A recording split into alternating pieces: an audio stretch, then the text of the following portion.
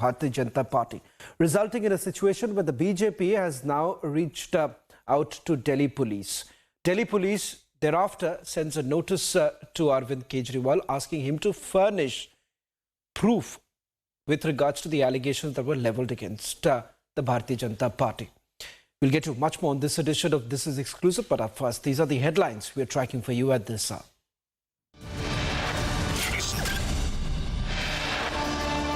आज देश ने अपने एक महान सपूत लाल कृष्ण आडवाणी जी को भारत रत्न देने का भी निर्णय लिया है। LK Advani conferred with Bharat Ratna. Prime Minister Modi calls it an emotional moment. LK Advani expresses gratitude. कि भारत रत्न, ये भारत रत्न अपने वोट को बांधने के लिए दिया जा रहा है। ये सम्मान में नहीं दिया जा रहा है। सम्मान तो है खैर उस बात को, क्योंकि भारत रत्न है। India continues to politicize. Bharat Ratna says BJP is trying to save votes.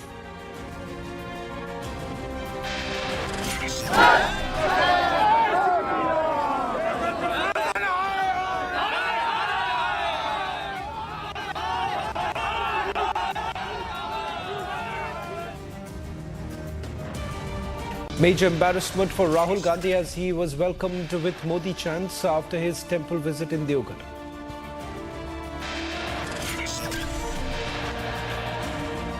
Delhi Police Crime Branch serves notice to Delhi Chief Minister's office over poaching allegations, asked to reply within 3 days. SIT formed to probe attack on Shinde Sena leader by BJP legislator in Maharashtra.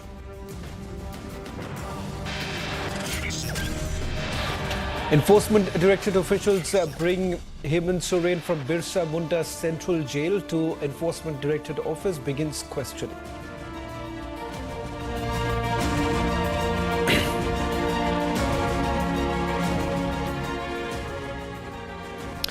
Ladies and gentlemen, Arvind Kejriwal's poaching claims have boomeranged on him. This as a team of the Delhi Police's crime branch came to Chief Minister Arvind Kejriwal's home again today to serve notice in a case over his allegation that the BJP tried to buy Aam Aadmi Party legislators. The crime branch teams had gone to Kejriwal and Delhi Minister, Atish's home yesterday too to serve the notice.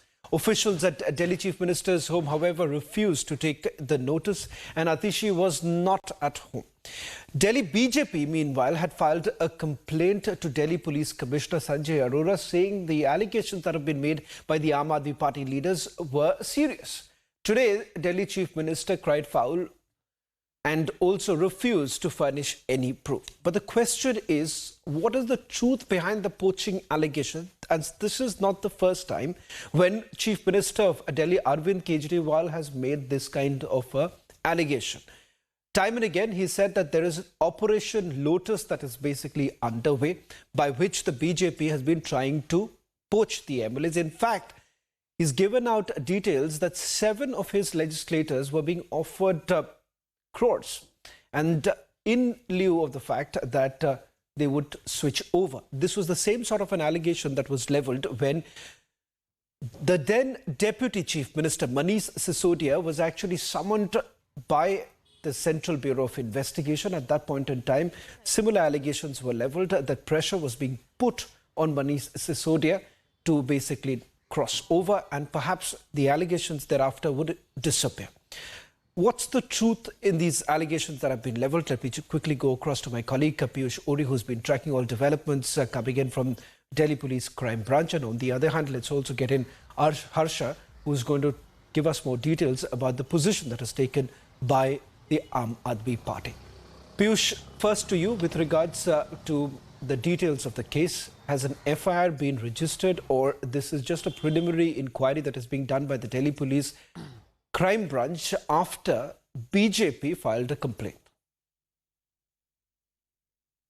So, Shravan, let me just tell you that as of now, there has been no FIR that has been registered in the case, and the Delhi police first wants to validate They want to examine all the details before they can go ahead and file an FIR in this case. And for this purpose itself, they today came at Six Flagstaff, which is the official residence of Arvind Kejriwal, to give the notice to him in person. Now, they wanted to be giving the notice to Arvind Kejriwal in person because they wanted a credible source to go ahead with the investigation. They wanted some evidence to be taken from Arvind Kejriwal, who has made some very stunning allegations of how rupees 25 crore was being paid to 7 of his legislatures in order to break the party by Bharatiya Janata Party. And for this, for the first time, we saw that Bharatiya Janata Party Delhi unit also had taken a very aggressive stand. The moment Arvind Kejriwal and some of his prominent leaders made this allegation, they went ahead and filed a complaint with the Delhi Police Commissioner.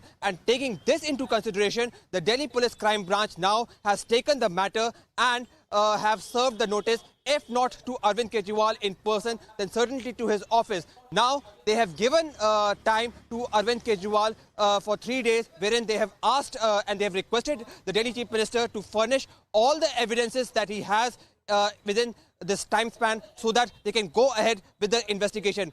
The million-dollar question now remains that will Arvind Kejriwal and also Atishi, the another minister who still has to be given the notice, comply by the notices and comply with the evidences that have been sought from them. This exactly would be the important thing that needs to be seen in the days to come. Back to in the studio. Let me also go across to my colleague Harsha, who's tracking the Aam Aadmi Party, getting us details of what the party has to say on this entire matter. Harsha, with regards to proof on the allegations that were levelled by Delhi Chief Minister, there hasn't been anything that has been provided to the Delhi police, nor has the party really come out in the open indicating whether at all they have any electronic evidence in their possession. What is it that the party has to say on this matter? So, Shravan, neither Aam Aadmi Party leaders have furnished any electronic evidence, neither they have given any written evidence or what sort of proof they have in any form against the BJP leaders who have offered huge sum of money to their legislators in the poaching issue. Atishi didn't receive the notice. As she mentioned, she was not available at her residence. Crime branch police official were at the residence of Arvind Kejriwal, and this entire drama unfolded from yesterday to till now. And Aam Aadmi Party leader Arvind Kejriwal took it to his Twitter platform where he posted and he was crying foul in this entire matter. Now, Shravan, BJP has reacted strongly and stated that stringent action should be taken against Aam Aadmi Party leaders for flouting the fake and propaganda-based allegations on the BJP leaders because they have no proof, because never ever BJP leaders have ever contacted any of the legislators of Aam Aadmi Party. So right now what we're looking at is that BJP is hitting hard at Aam Aadmi Party leaders. Also Congress leaders who are the ally of Aam Aadmi Party, they are not responding and they are distancing with Aam Aadmi Party in this entire matter. Also BJP leader have called Arvind Kejriwal crownless king of corruption. They have also called him fugitive because one, he has kept ED summons for 5 times and another for flouting propaganda allegations and false and baseless allegations against the BJP leaders. They also stated that in coming days they will also take the road and they will be all protesting against Aam Aadmi Party leaders on the ground. From tomorrow onwards, a massive drama will unfold in national capital, on the streets of national capital. Shravan, we are going to see large numbers of BJP leaders protesting against Aam Aadmi Party for flouting this baseless information and baseless allegation of poaching MLAs into their own party. So this is now, both the parties are hitting at each other, but till now no electronic evidence of proof have been furnished by Aam Aadmi Party leaders to the Delhi police official. Neither Atishi, neither Saurabh Bhardwaj, nor Kailash Gehlot, none of the leaders are speaking to media in this entire issue. They are also again and again stating that only CM Arvind Kejriwal will respond on this entire matter. Back to the studio. Well, thank you very much, Harsha, as well as Piyush, for getting us the latest details. Remains to be seen whether at all Delhi Police Crime Branch will file an FIR on this entire matter. The BJP, in fact, has upped the ante against the Aam Aadmi Party, saying that where exactly is the proof. Shifting focus now to the other story that we are tracking. coming in from the state of Uttarakhand, where Pushkar Singh Dhabi's government is going to implement the Uniform Civil Code in Uttarakhand soon. The second meeting of Dhami's cabinet is scheduled for 6th of February in the morning, in which UCC will be discussed. There is a special session of the Assembly from 5th of February to 8th of February. Sources say the government will present the UCC bill in the House on 6th of February itself. Remember, the report has already been prepared, is what we are given to understand. This basically would leave out the Adivasi, the tribals, from the ambit of UCC. In fact, there are certain provisions that have also been brought in. We'll try and put out some more details that we're picking up with regards to Uttarakhand's essentially reaching out and also incorporating all the provisions that have been made in the report. Now, crucial aspect is the fact that the tribals who were basically consulted during when the report was essentially being prepared had also indicated that there is no question of them being part of this entire UCC process. In fact, it turns out in the retired justice who was spearheading the report in Uttarakhand has essentially put out the tribals out of the ambit. In fact, it is not just the state of Uttarakhand, but in all likelihood, you would also have Assam taking a cue from it and taking it further. We'll try and also get in more details with regards to this particular case, and also a report that we are trying, if we can try and go across to our reporters in a short while from now. Let's just quickly recap of what we know so far in terms of the special session that has been called in by the Uttarakhand government, which is going to be starting from Monday. In all likelihood, coming Tuesday is when the report is going to be tabled in the Assembly. Pushkar Singh Dhabi has also assured that this will be looked into very soon and the implementation will take place very soon.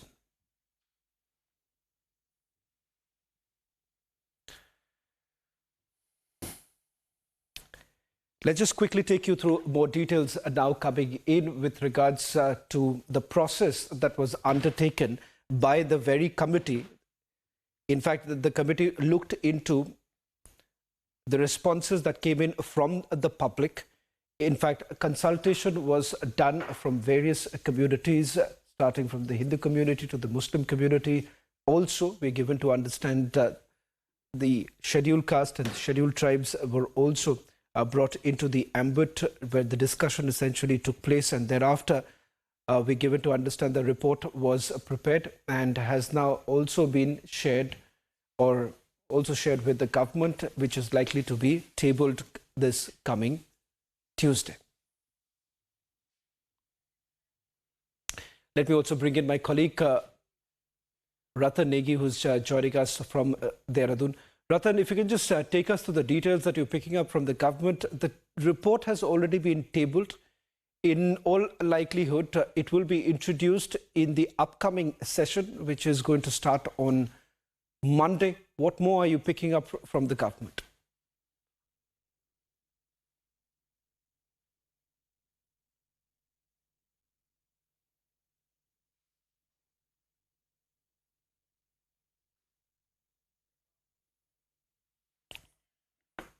We seem to have lost the line with Ratan Negi, a story that we'll be tracking very closely, given the fact that you have not just Uttarakhand, but also other states indicating that this is a promise that was made by the Bharatiya Janata Party, which will be fulfilled.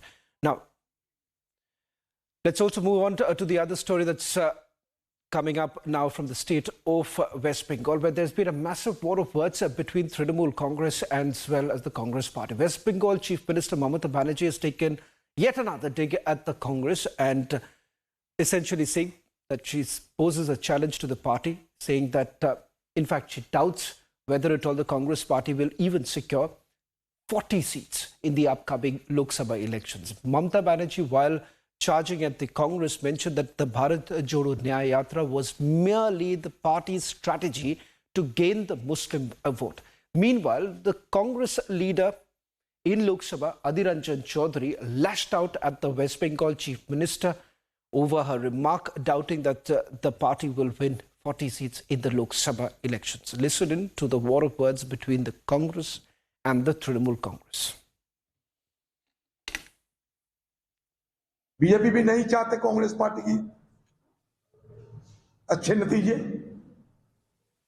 Mamata Banerjee भी नहीं चाहती। पता नहीं इनकी मन की मनसा क्या है, लेकिन अभी तक इस तरीके की बात अगर कोई इंडिया जुट की तथाकथित नेत्री कहती है, ये दुख की बात है, क्योंकि ये इंडिया गठबंधन में ये खुद शामिल हुई थी। लगता है कि बीजेपी की डर के मारे बीजेपी पार्टी से डरती है ये महिला। সমস্ত রিজিওনাল পার্টিকে ঐক্যবদ্ধ করে এক জায়গায় দাঁড়াতে কংগ্রেস তুমি তো একা পারবে না, তুমি 40টা সিট পাবে কিনা আমরা জানি না, সারা ভারত 300টা সিট লড়ে। আজ তোমাদের এত অহংকার।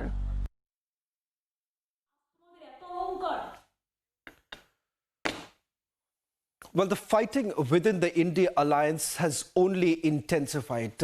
Remains to be seen whether at all the Samajwadi Party would also be jumping into this entire matter, with the seat-sharing talks really not fructifying. Shifting focus now to the other big story that we've been tracking. In fact, this is a story that we highlighted even yesterday with regards to what really happens to Paytm. In fact, it turns out that they could land up in serious trouble with the enforcement directorate perhaps stepping into the matter. In the past, to remember, the enforcement directorate has actually probed links, the Chinese link that Paytm's parent company has had. We've been now given to understand that the enforcement directorate could actually step into the matter. There is already a predicate offence that has already been registered, is what we are given to understand.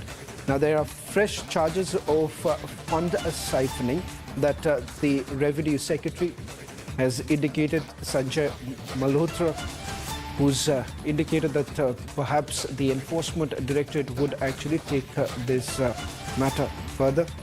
The Reserve Bank of India, remember, has on Wednesday had ordered the Payments Bank unit of 197 Communications to stop accepting fresh deposit in its account or popular wallets from March. In fact, there are fresh charges that have been levelled. Now, a detail coming in from the Revenue Secretary saying that the federal agency perhaps would be looking into the matter. That's the statement that has been made by the Revenue Secretary. In the past also, important to point out here that ED had basically searched Paytm. This was in the case of Chinese app money laundering case. Now, the allegation that has been leveled by the RBI is that they've come across lakhs of instances of alleged KYC violation by the Paytm Payments Bank, raising concerns of money laundering along with the lender's inability to maintain arm's length relationship from its parent, resulting in the agency putting severe curbs on it. In fact, RBI has noticed multiple irregularities, is what they are saying. They've highlighted the fact that in several cases, PAN card was linked to more than 100. One particular PAN card was linked to more than 100 customers, and in some cases it was linked to even more than 1,000 customers. Now, that essentially indicates that there has been a massive misuse of this entire case. In fact, Paytm has tried to do a face saver by saying that their operations would continue till about 29th and even after that. Let me quickly go across to Republic Business Editor Rajat Mishra is joining us on this broadcast. Rajat, some indication now coming in from the Revenue Secretary that there could be a possibility that the Enforcement Directorate really steps in. As far as the predicate offence in this matter goes, we are given to understand that in the past too, the Enforcement Directorate had carried out searches. What more are you picking up? So, Shravan, we have been very closely tracking this story since yesterday, the all development that are happening. So, the one new thing that we are learning it from our sources that Revenue Secretary has said that ED will come into the picture and probe and open up the investigation as far as Paytm matter is concerned if new money laundering cases are found against the Paytm. So, that is a new development that we are picking up and that holds quite a big like this is a kind of a big thing that is happening in Paytm case. So yesterday we reported that how Paytm on Wednesday the RBI asked Paytm Bank not to continue onboard customers after 29th, and also they have recently directed bank to halt fresh deposits in its account and Popular Wallet from March. However, the trouble for the fintech firm seems to be increasing as the ED is reportedly looking into initiating an investigation into Paytm Payment Bank if fresh charges of fund siphoning are established. And also, one thing that we have to need to understand here is that that Paytm is trying to show that their business will go as usual, but problem for them is not seeming that it will end anytime soon, because ED is going to open up investigation if the fresh new money laundering violations are found out in this case, Shravan. Rajat, just a quick query before I let you go, because for the enforcement directorate to really step in, there has to be a scheduled offence. Now, as far as the previous case goes, that was more to do with the Chinese app. How exactly would the enforcement directorate really come into the picture, given the fact that, as we know, there isn't any scheduled offence against Paytm as of today? So, Shravan, the question that you're asking, that why ED is coming into picture, the answer for this is that we also told our viewers yesterday that how Paytm was doing faulty KYCs, that was not, basically they were not able to track the origin of the funds. So they're here that dubious funds were floating inside the system of the Paytm bank. That was also the kind of a violation of anti-money laundering. So that is how these allegations were leveled in the audit committee report by the external auditors, and that we told to our viewers yesterday. And it is in this matter that ED is going to open up investigation if these kind of new cases are found out in this matter. Well, thank you very much, Rajat, for getting us the latest details. A story that we'll be tracking very closely. Remember, there is also a consumer angle to this entire matter, because this has perhaps sparked a fear that if at all the operations really stop by 29th of February, what really happens to those very consumers who've been using the wallet services for a very long time, and what really happens to their money. Stepping into a short break, on the other side, massive politics taking over. Bharat Ratna being conferred to LK Advani. Prime Minister Modi calls it an emotional moment. In fact, LK Advani also has expressed gratitude.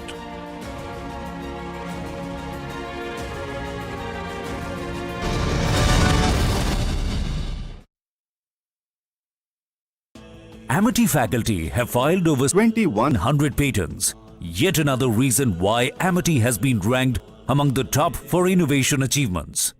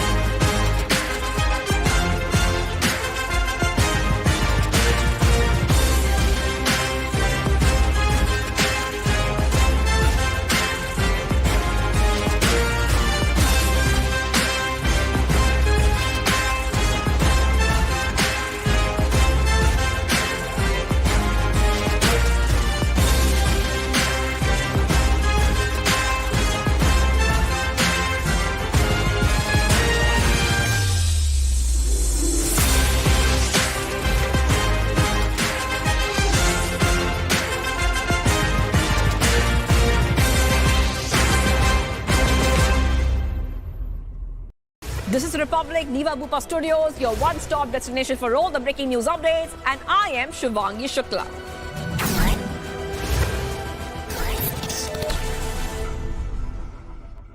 This is Republic Niva Bupa Studio, your one stop for all the breaking news updates, and I am Nikita Sahai.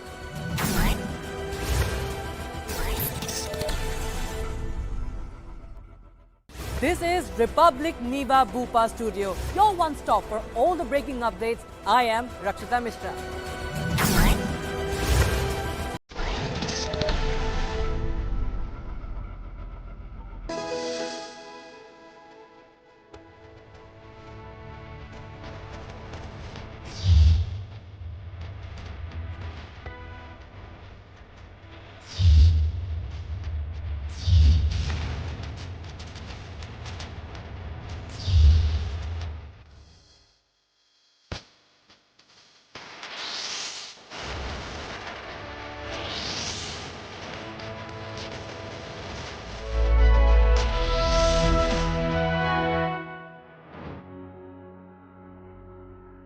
This is Republic Niva Bupa Studios, your one-stop destination for all the breaking news updates, and I am Shivangi Shukla.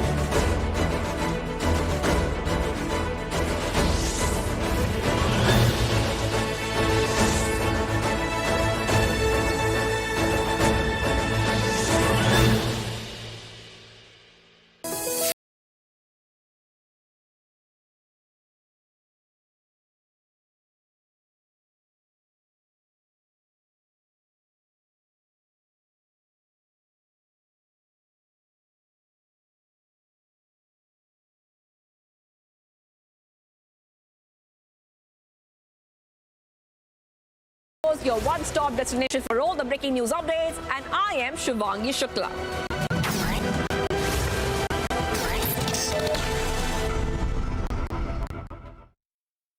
Amity faculty have filed over 2,100 patents. Yet another reason why Amity has been ranked among the top for innovation achievements.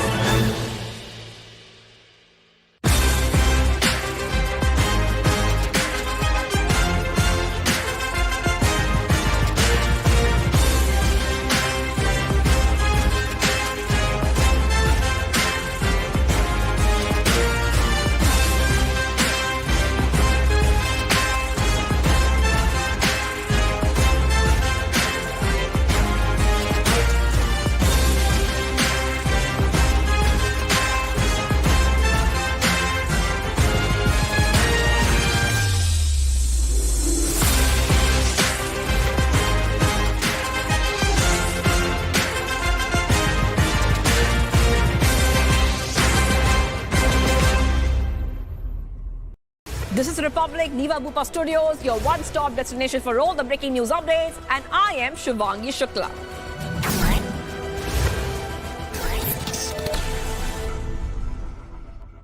This is Republic Niva Bupa Studio, your one stop for all the breaking news updates, and I am Nikita Sahai.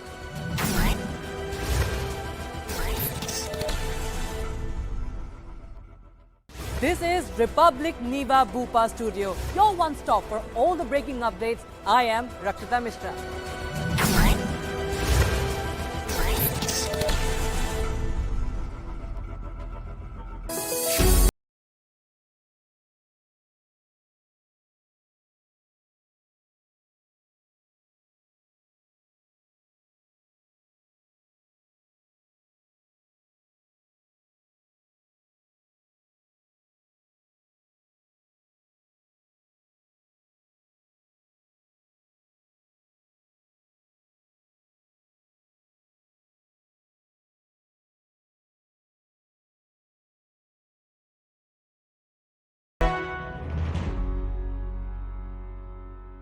This is Republic Niva Bupa Studios, your one-stop destination for all the breaking news updates, and I am Shivangi Shukla.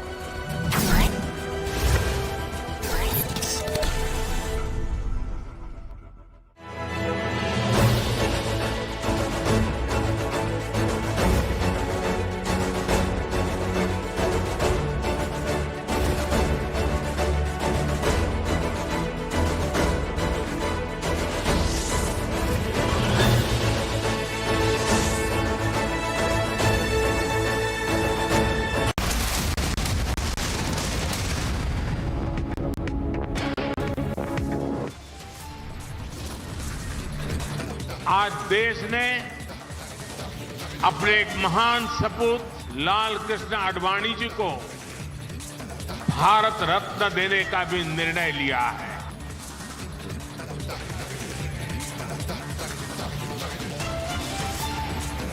LK Advani conferred the Bharat Ratna. Prime Minister Modi calls it an emotional moment. LK Advani expresses gratitude to the government. हमारे साथी ने जो पूछा कि भारत रत्न, ये भारत रत्न अपने vote को बांधने के लिए दिया जा रहा है, ये सम्मान में नहीं दिया जा रहा है। सम्मान तो है खैर उस बात को, क्योंकि भारत रत्न है।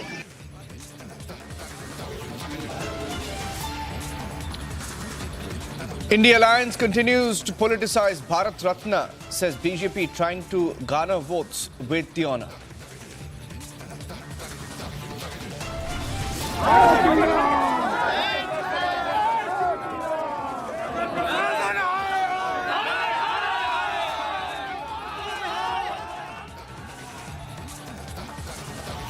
Major embarrassment for Rahul Gandhi as he is welcomed with Modi chants and Jai Shri Ram chants after visit to a temple in Deoghar.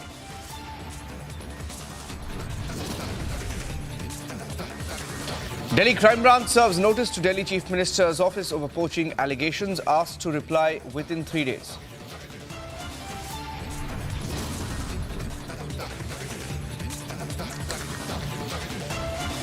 SIT formed to investigate the attack on a Shinde Sena leader by a BJP MLA and the firing in Maharashtra.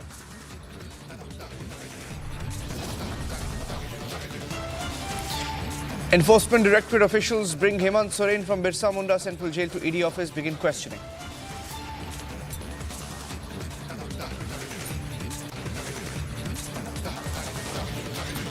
Thank you for joining us on the news. Quickly getting in a breaking news update on the former Jharkhand Chief Minister Hemant Soren. Let's get you the update now. The Jharkhand High Court has scheduled the hearing on a petition filed by former Jharkhand Chief Minister Hemant Soren challenging his arrest by the Enforcement Directorate on the 5th of February. Prakash on the phone line. Prakash, the details.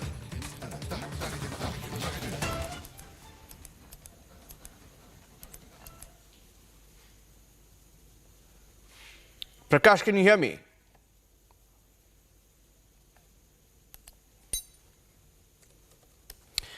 All right, just getting in an update on Hemant Soren.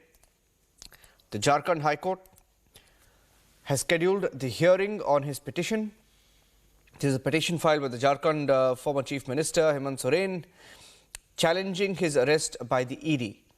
And that hearing has now been scheduled for the 5th of February, which is on Monday. Prakash? Well, yes, Niranjan, the hearing in the Jharkhand High Court is scheduled for 5th of February as the petition challenging the arrest by the ED in the Supreme Court was rejected and dismissed, and the Supreme Court had directed Hemant Soren to approach the Jharkhand High Court if at all he has any grievances. The grievances of Hemant Soren is that the ED arrested him without any reason, without his involvement in the land scam, although the ED has substantiated ample proof and has produced it before the court of law in the PMLA court, and that evidence should be submitted in the High Court as well. But Hemant Soren here feels that he is a victim and is playing the victim card, and on that same day as well, Jharkhand Assembly goes for the floor test with Champai Soren going for the floor test as he has been sworn in as the Chief Minister of Jharkhand in place of Hemant Soren after his arrest. Back to you. Hemant Soren after his arrest. Back to you. All right, thank you for joining us with those inputs. Prakash.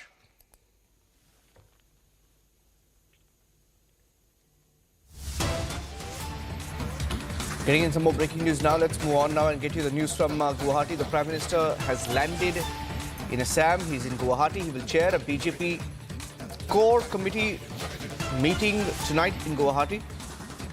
Tomorrow at 11:30 a.m. he will address a public rally in Khanapura, Guwahati. An update coming in from Assam. The Prime Minister will be chairing a BJP core committee meeting tomorrow ahead of the elections. Aniruddha joining us with the details. Aniruddha. Aniruddha, if you're there, tell yes, us more about the meeting. Who all are the expected to be Minister present?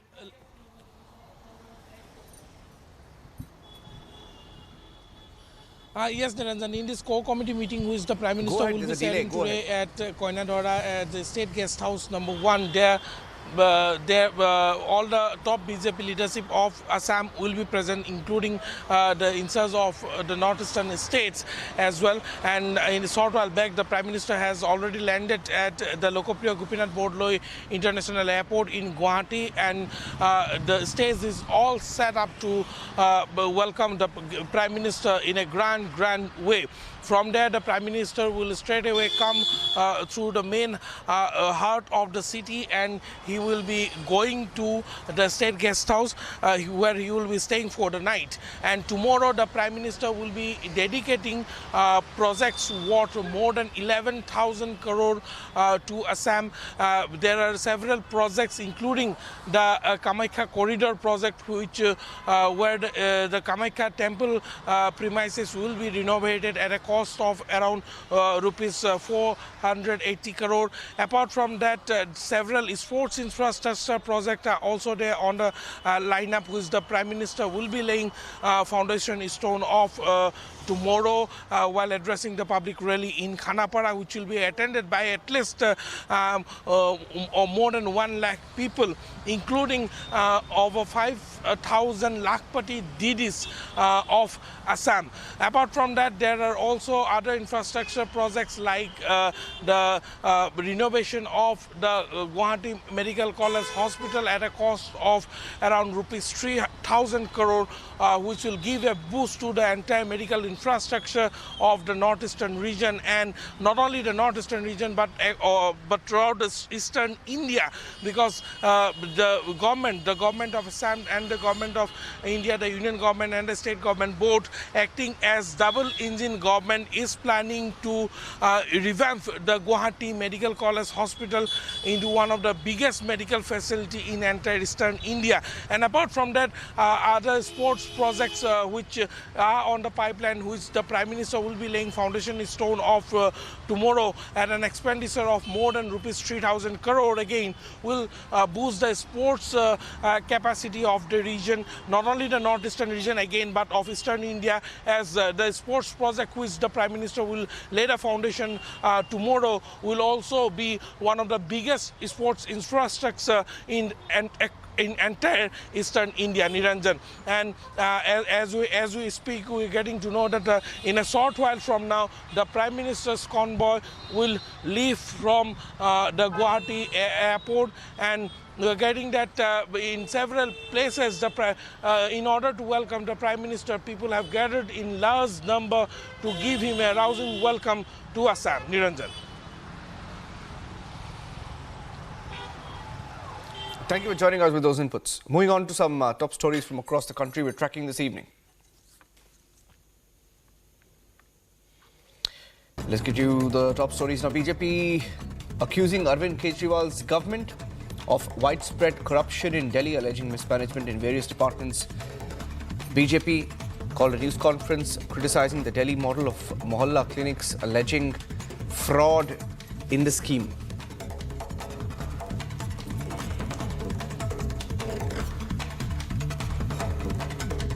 जब Delhi police की crime branch उन्हीं के लगाए गए आरोपों में उनसे सहयोग लेने के लिए उनके द्वार पर पहुंचती है, नोटिस जारी करने के लिए सीआरपीसी के तहत जो कानूनी प्रक्रिया है उसके तहत उन्हें नोटिस देने के लिए और जांच में सहयोग देने के लिए पहुंचती है तो अरविंद केजरीवाल यहां से भी भाग जाते हैं।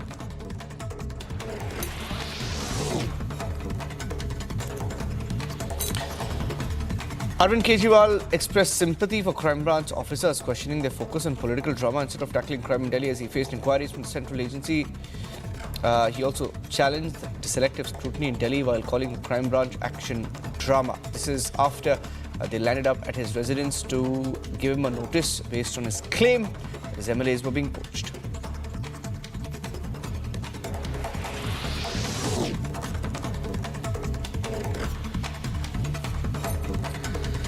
Major embarrassment for Congress leader Rahul Gandhi, who was greeted with chants of Modi Modi and Jai Shri Ram by Ram Bhakts while exiting the Baba Baidyanath Temple in Deoghar. This comes a few days after the India Alliance's anti-Ram Mandir Pran Pratishtha stance.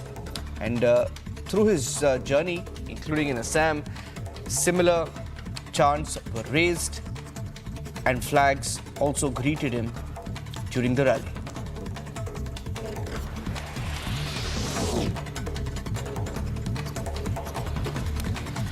Hours after veteran BJP leader Adani was nominated for the Bharat Ratna, All India Majlis-e Muslimin President Asaduddin Owaisi has hit out at BJP, alleging that the party used graves of Indians who lost their lives in violence as stepping stones, while referring to the Ram Janmabhoomi movement and questioning the honour given to Adani.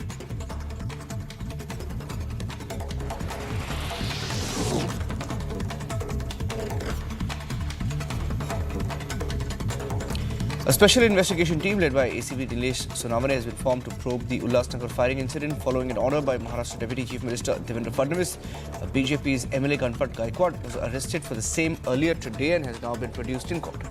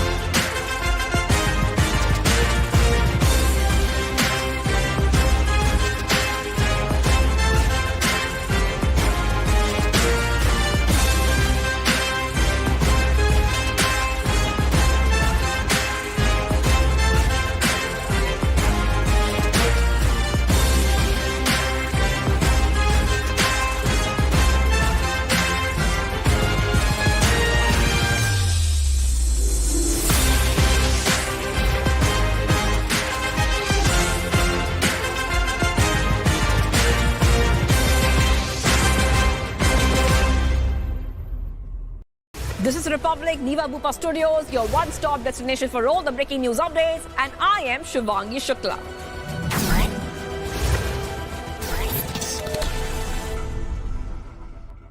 This is Republic Niva Bupa Studio, your one-stop for all the breaking news updates, and I am Nikita Sahai.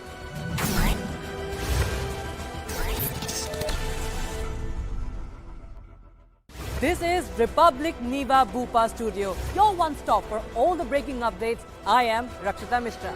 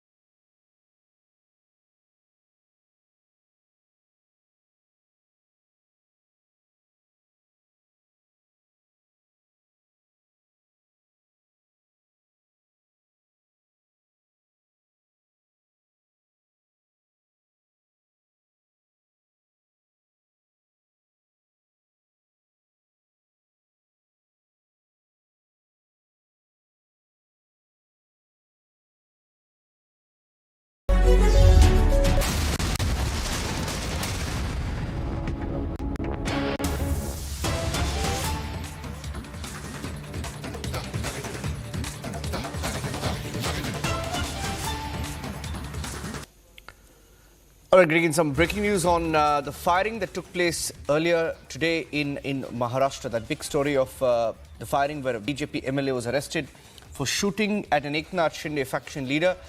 This is in Ulhasnagar near Mumbai. A quick news update on that. The accused BJP MLA Ganpat Gaikwad and two other accused have been produced in a court. The court has now sent them to police custody for 11 days and they will remain in police custody till the 14th of February. Satya Prakash joining us with the details.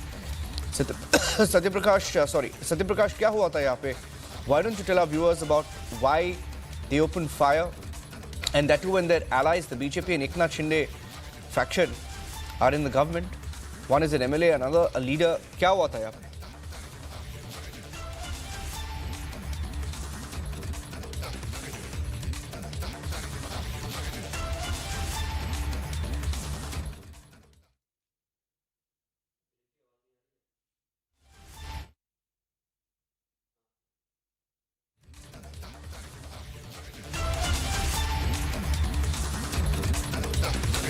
All right, there's an audio with the phone line there with my colleague Satya Prakash. I'll go across to him.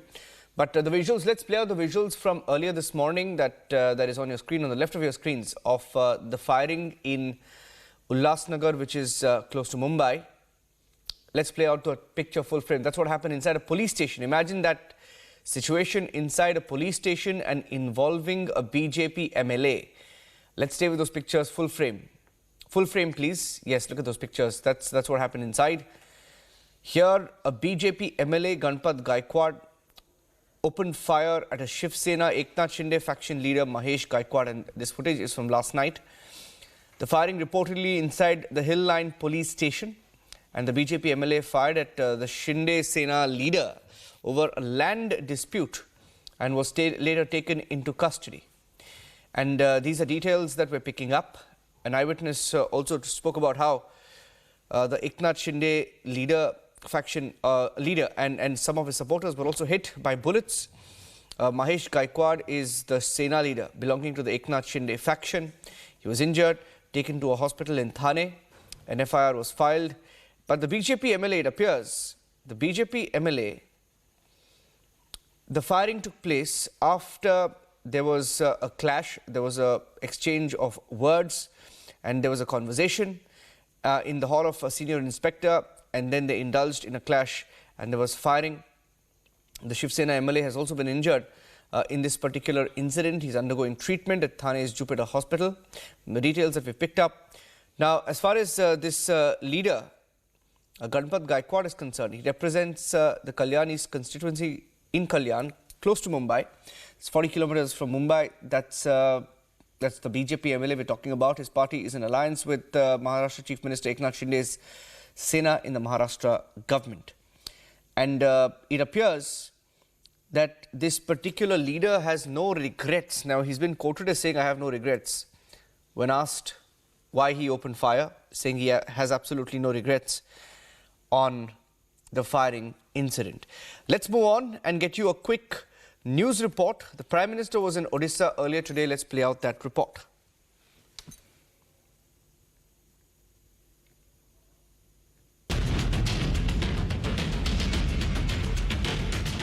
मैं ओडिशा के लोगों को करीब 70,000 करोड़ रुपए के इन विकास projects के लिए बहुत बहुत बधाई देता हूं।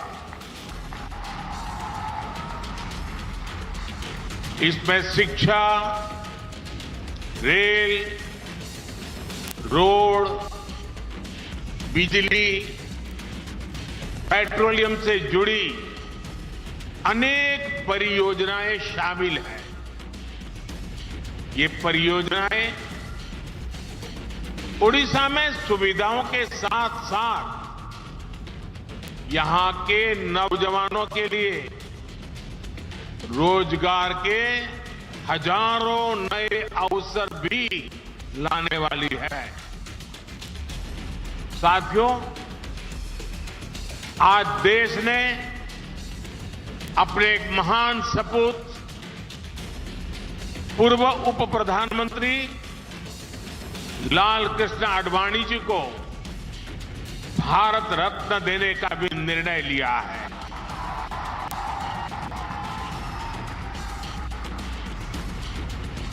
भारत के उप प्रधानमंत्री, गृह मंत्री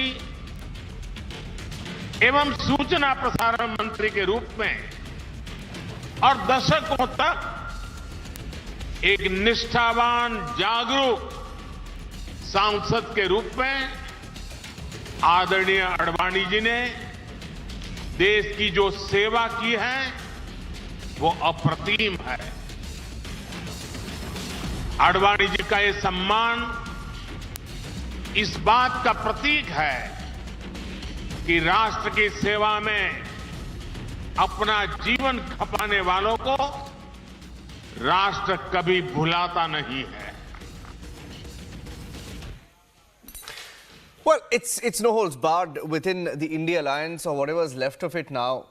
The West Bengal Chief Minister, Trinamool Congress Chief Mamata Banerjee, in a video that's now going viral, posting a challenge to the Congress party, saying that she doubts that the Congress can win even 40 seats in the upcoming 2024 Lok Sabha elections. Mamata Banerjee also attacked the Congress and the left. She mentioned them in her speech, saying that the Congress and the left were trying to tickle, her words were tickle Muslim voters, and says the BJP was trying to tickle Hindu voters and that Congress and left were trying to tickle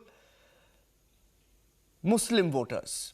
Now, this is her speech. Now, obviously, she's taking on the Congress party, and she added that she wasn't even informed when the yatra that Rahul Gandhi is on was going to pass her particular state. Take a listen.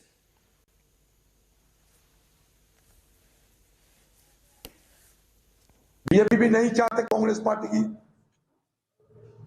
अच्छे नतीजे, ममता बनर्जी भी नहीं चाहती। पता नहीं इनकी मन की मनसा क्या है, लेकिन अभी तक इस तरीके की बात अगर कोई इंडिया जुट की तथाकथित नेत्री कहती है, ये दुख की बात है, क्योंकि ये इंडिया गठबंधन में ये खुद शामिल हुई थी। लगता है कि बीजेपी की डर के मारे बीजेपी पार्टी से डरती है ये महिला।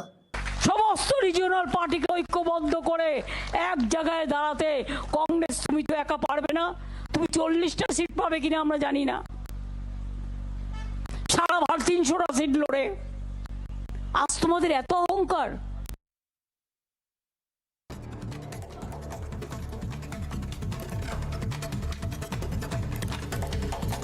Addressing the Prime Minister's event where the Prime Minister inaugurated projects, Odisha Chief Minister Naveen Patnaik stated that India was experiencing a golden time for startups, with Odisha emerging as a leading state in entrepreneurial growth. He also added that the innovative ability of the youth could take the country forward.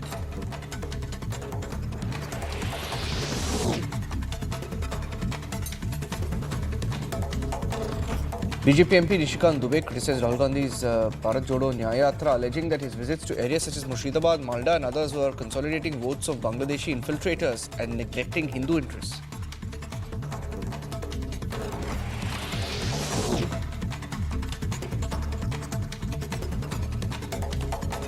And that's the BJP that questioned Rahul Gandhi's Bharat Jodo Yatra, asking whether his party was busy appeasing Muslim voters along the route.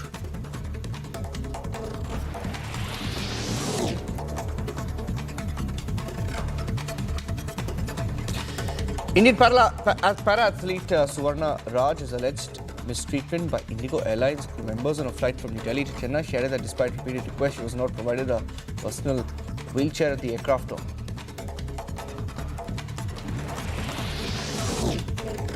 Union Minister Anurag Thakur criticized Congress MP D.K. Suresh's remark about a separate country demand, accusing the opposition of promoting division.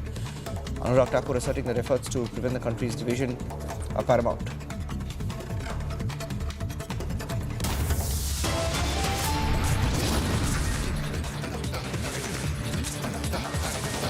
More on the video of Rahul Gandhi being greeted by Modi chants and Jai Shri Ram chants. That video coming up next.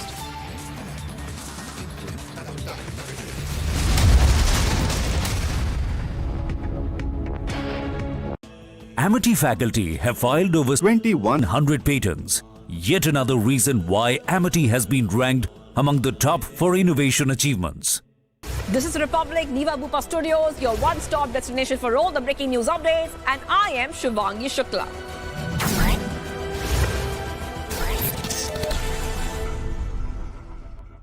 This is Republic Niva Bupa Studio, your one-stop for all the breaking news updates, and I am Nikita Sahai.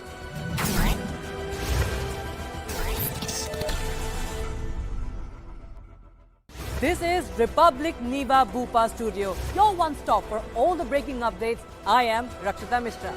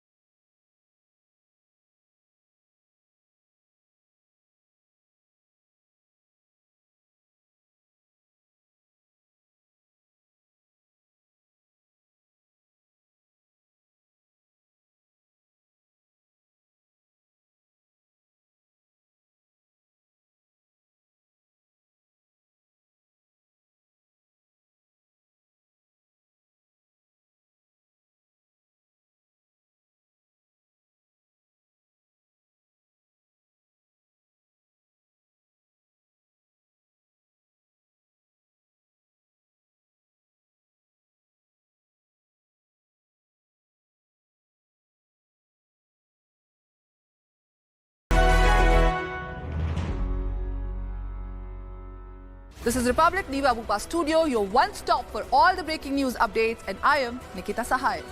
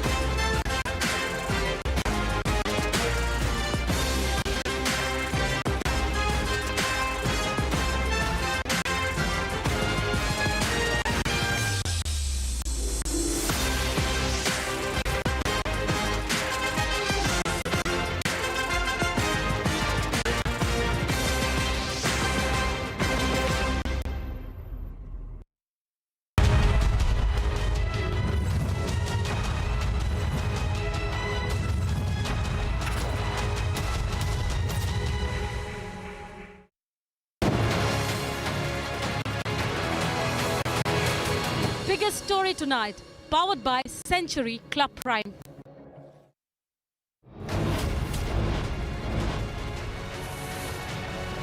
LK Advani conferred with Bharat Ratna. Prime Minister Modi calls an emotional moment. LK Advani expresses gratitude.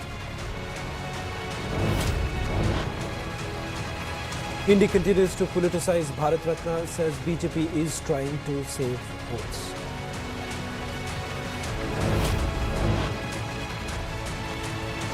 Big embarrassment for Rahul Gandhi as he was welcomed with Modi chants after his temple visit in Delhi.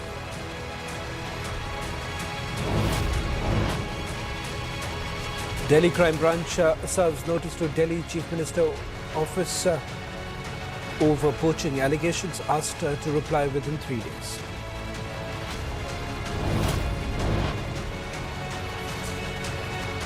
The SIT formed to probe attack on Shinde Sena leader by BJP MLA in Maharashtra.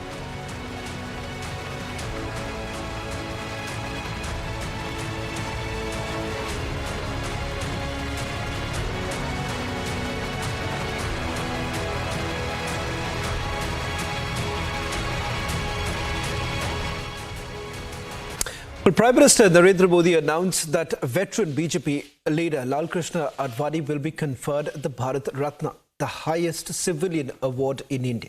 LK Advani is credited with crafting BJP's rise through the 1990s when it came to power for the first time as the head of the coalition government under Atal Bihari Vajpayee. Now, shortly after his announcement of conferring the Bharat Ratna on veteran BJP leader LK Advani, Prime Minister Narendra Modi said the decision is a testament to the fact that the country never forgets those who dedicate their lives in its service. Listen in to what the Prime Minister had to say.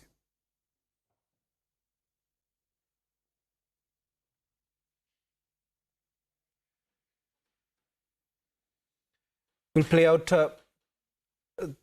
the statement that was made by the Prime Minister in a short while from now, but after the statement that was made by the Prime Minister, there's been a massive war of words. In fact, politics being played over it. Indie leaders, in fact, some of them welcomed the centre's decision to confer the LK Advani with Bharat Ratna. However, they went on to say that very little was done, too late, and that the BJP made this move deliberately ahead of the Lok Sabha elections. Listen in to what the opposition members had to say.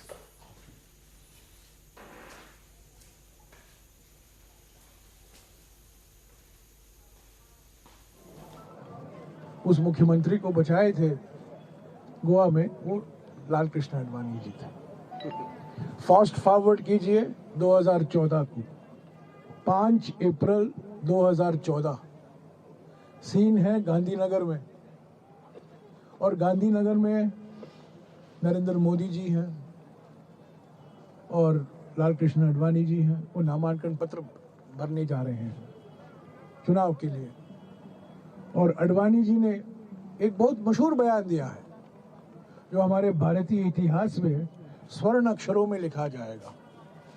उन्होंने क्या कहा? 5 अप्रैल 2014 को उन्होंने कहा, नरेंद्र मोदी मेरे शिष्य नहीं है, मेरे शागिर्द नहीं है, वो शिष्य नहीं है, वो एक शानदार कार्यक्रम प्रबंधक हैं, ब्रिलियंट इवेंट मैनेजर। ये शब्द हमने नहीं दिया है, ये आडवाणी जी ने नरेंद्र मोदी जी के बारे में 5 अप्रैल 2014 को गांधीनगर में कहा था। ये मेरे शिष्य नहीं है, ये बहुत कुशल, बहुत शानदार कार्यक्रम प्रबंधक है। जब आडवाणी जी और मोदी जी को मैं देखता हूँ, ये दो बातें मुझे याद आती। 2002 को आडवाणी जी ने बचाया था नरेंद्र मोदी को, और 2014 में आडवाणी जी ने हमारे प्रधानमंत्री का असली रूप हमारे देश के जनता के सामने रखा।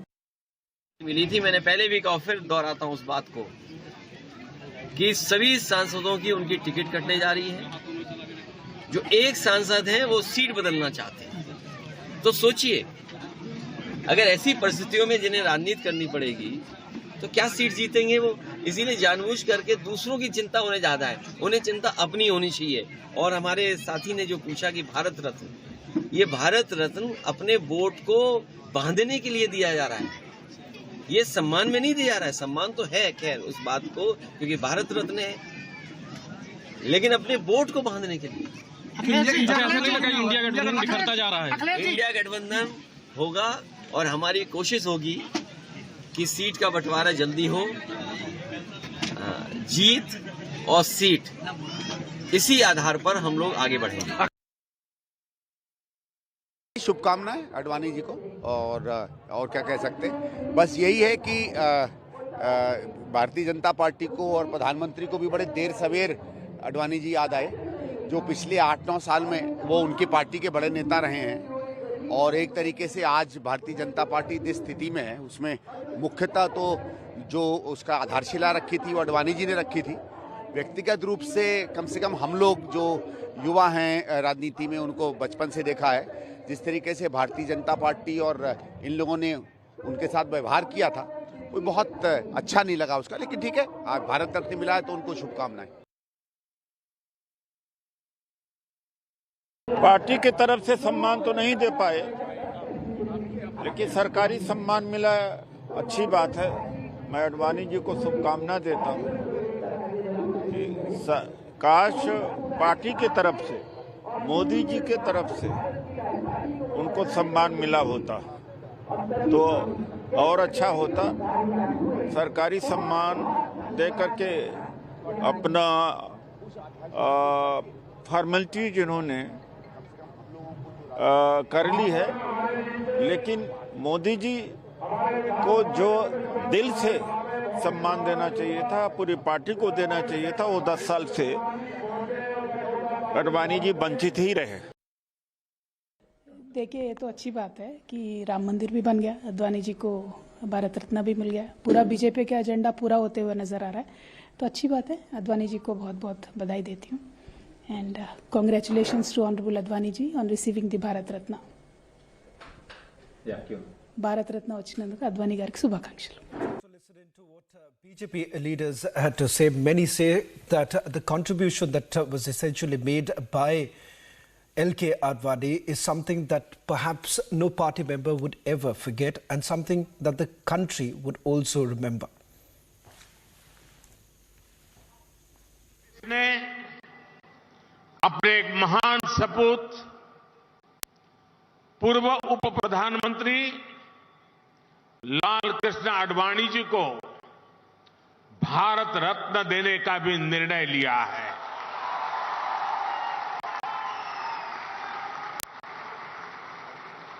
भारत के उप प्रधानमंत्री, गृह मंत्री एवं सूचना प्रसारण मंत्री के रूप में और दशकों तक एक निष्ठावान, जागरूक सांसद के रूप में आदरणीय आडवाणी जी ने देश की जो सेवा की है वो अप्रतिम है। आडवाणी जी का ये सम्मान इस बात का प्रतीक है कि राष्ट्र की सेवा में अपना जीवन खपाने वालों को राष्ट्र कभी भुलाता नहीं है। बहुत ही हर्ष का विषय है। आज आदरणीय प्रधानमंत्री श्री नरेंद्र मोदी जी ने हमारे वरिष्ठ नेता, वयोवृद्ध नेता सम्माननीय लाल कृष्ण आडवाणी जी को भारत रत्न देने का निर्णय किया है। यह निर्णय बहुत ही सुखद अनुभव देता है और सुख की अनुभूति देता है। आडवाणी जी हमारे उन नेताओं में से हैं, पहली पीढ़ी के नेता हैं, जिन्होंने बाल्यकाल से ही देशभक्ति के साथ अपने आप को जोड़ते हुए देश को मजबूत करना और राष्ट्रीयता की भावना से राजनीतिक दल में, भारतीय जनसंघ में और बाद में भारतीय जनता पार्टी में काम किया। उन्होंने जमीनी स्तर से कार्य को समझा, जाना और कार्य को बढ़ाने में उनका बहुत बड़ा योगदान है। भारतीय जनता पार्टी ने अपने काल में यानी पिछले वर्षों में बहुत उतार भी देखे और चढ़ाव भी देखा, यानी बहुत ऊंचाइयां भी देखी हैं। लेकिन आडवाणी जी ऐसे नेता रहे जिन्होंने पार्टी को सींच करके विपरीत परिस्थिति में पार्टी को खड़ा करने का काम किया और बाद में वह एक सफल उप प्रधानमंत्री के रूप में भी और भारत के गृह मंत्री के रूप में भी उन्होंने काम किया। हम सब लोग, और हम ही सब लोग नहीं, पार्टी के सभी कार्यकर्ता और पार्टी के बाहर भी बहुत बड़े संख्या में लोग उनके जीवन से प्रेरित होते हैं और उनके कर्तव्य बोध के साथ जो उन्होंने राष्ट्रीयता की भावना के साथ देश की सेवा की है, उससे वो बहुत प्रभावित भी होते हैं। आदरणीय प्रधानमंत्री जी ने ये जो निर्णय लिया है, यह सुख की अनुभूति देता है। मैं अपनी ओर से माननीय आडवाणी जी को और अपने साथ साथ करोड़ों कार्यकर्ताओं की ओर से माननीय आडवाणी जी को हार्दिक बधाई देता हूँ।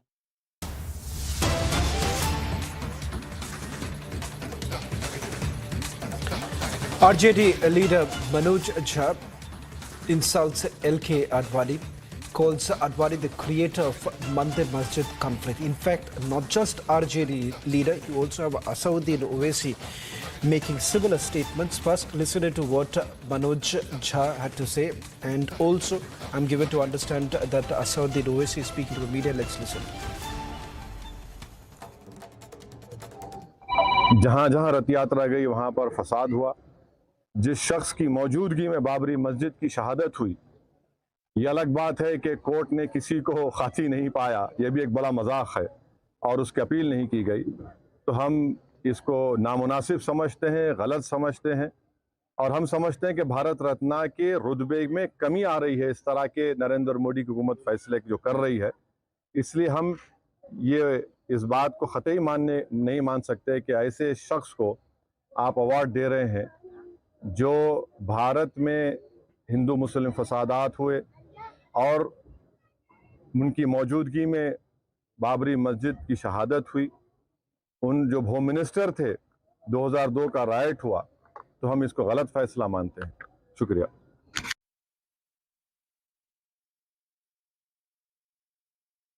देखिए, ये सरकार का फैसला है, क्या ही कहें। लंबा प्रशासनिक अनुभव रहा है, बहुत सारे पदों पर है, इससे इनकार नहीं किया सकता। लेकिन एक और पहलू है, इस देश के 40 बरस, तकरीबन 40 इयर्स, 4 दशक उस विवाद में गए हैं। हमने अपनी ऊर्जा उस विवाद में खोई है जिसके जनक थे आडवाणी जी, मंदिर मस्जिद विवाद। बहरहाल अब तो मुझे लगता है कि क्या ही कहें, एक पैराडाइम शिफ्ट हुआ। फिर डॉक्टर राम मनोहर लोहिया, उनसे बड़ा समाज में संदेश देने वाला तो हुआ नहीं संतमूलक समाज के लिए। उन पर क्यों नहीं नजर जा रही है प्रधानमंत्री जी के? बस यही कहना। 40 साल का जिक्र बयान ये भी दिए जा रहे हैं कि सरकार नफरत के आधार पर काम कर रही है, एक तरीके से। देखिए, सरकार है, उनकी अपनी प्राथमिकता है। मैंने सिर्फ ये कहा कि जब संदर्भ बनाए ना, तो संदर्भ समेकित हो, समावेशी हो। 40 बरस हम लोगों की तो पूरी की पूरी स्टूडेंट लाइफ इस विवाद में इस देश की ऊर्जा को खत्म होते देखते बीती है। We are demanding for Ram Manohar Lohia. Of course yes, क्योंकि देखिए, लोहिया जी को उत्तर दक्षिण पूर्व पश्चिम समतामूलक समाज के लिए जो लोग भी सोचते हैं, उनके दर्शन में रहता है लोहिया जी को Bharat Ratna.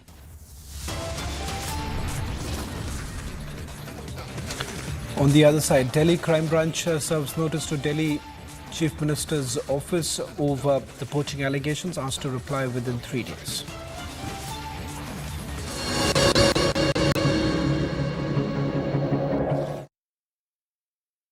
This is Republic Niva Bupa Studio, your one stop for all the breaking news updates, and I am Nikita Sahai.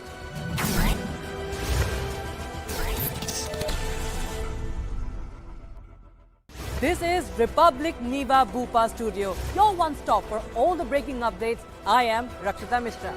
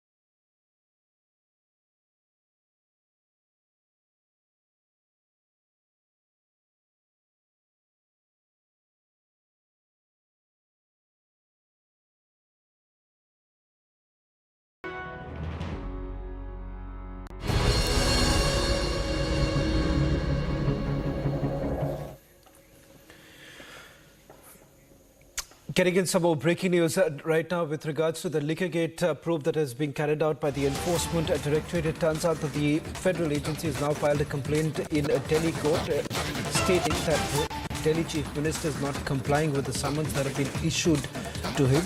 The said matter, in fact, will be taken up on 7th of February.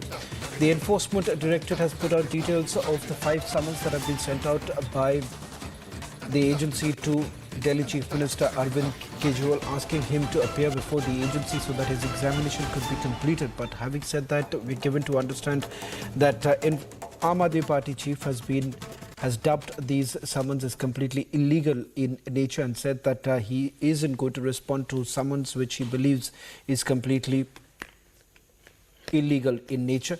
Now, as far as the Enforcement Directorate is concerned, they maintain that there are at least 4 reasons why they essentially want Arvind Kejriwal to appear before the agency. One is with regards to the Goa election funding, where they allege that an advertising company had received part payment in cash and the rest was paid through check.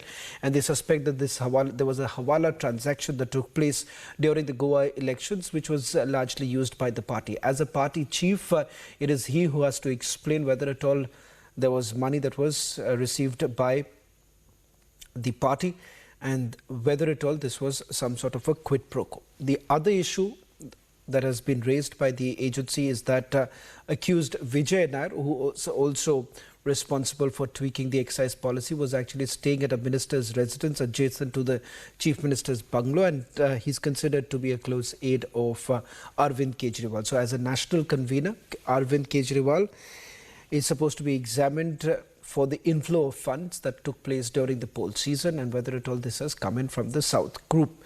Apart from that, there was also a meeting that took place, alleged meeting between the approver, in this case Magunta Reddy, as well as Arvind Kejriwal at his residence.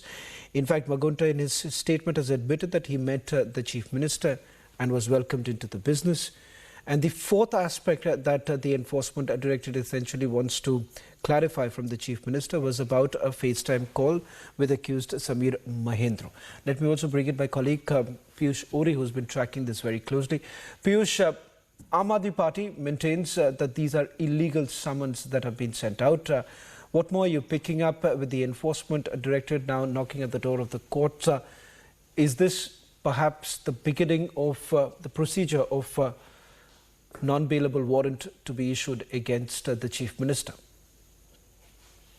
So, Shravan, Enforcement Directorate on its side is complying with all the legal procedures which it can in its capacity to give summons to Delhi Chief Minister Arvind Kejriwal under the Prevention of Money Laundering Act, and it's waiting for the Chief Minister to respond.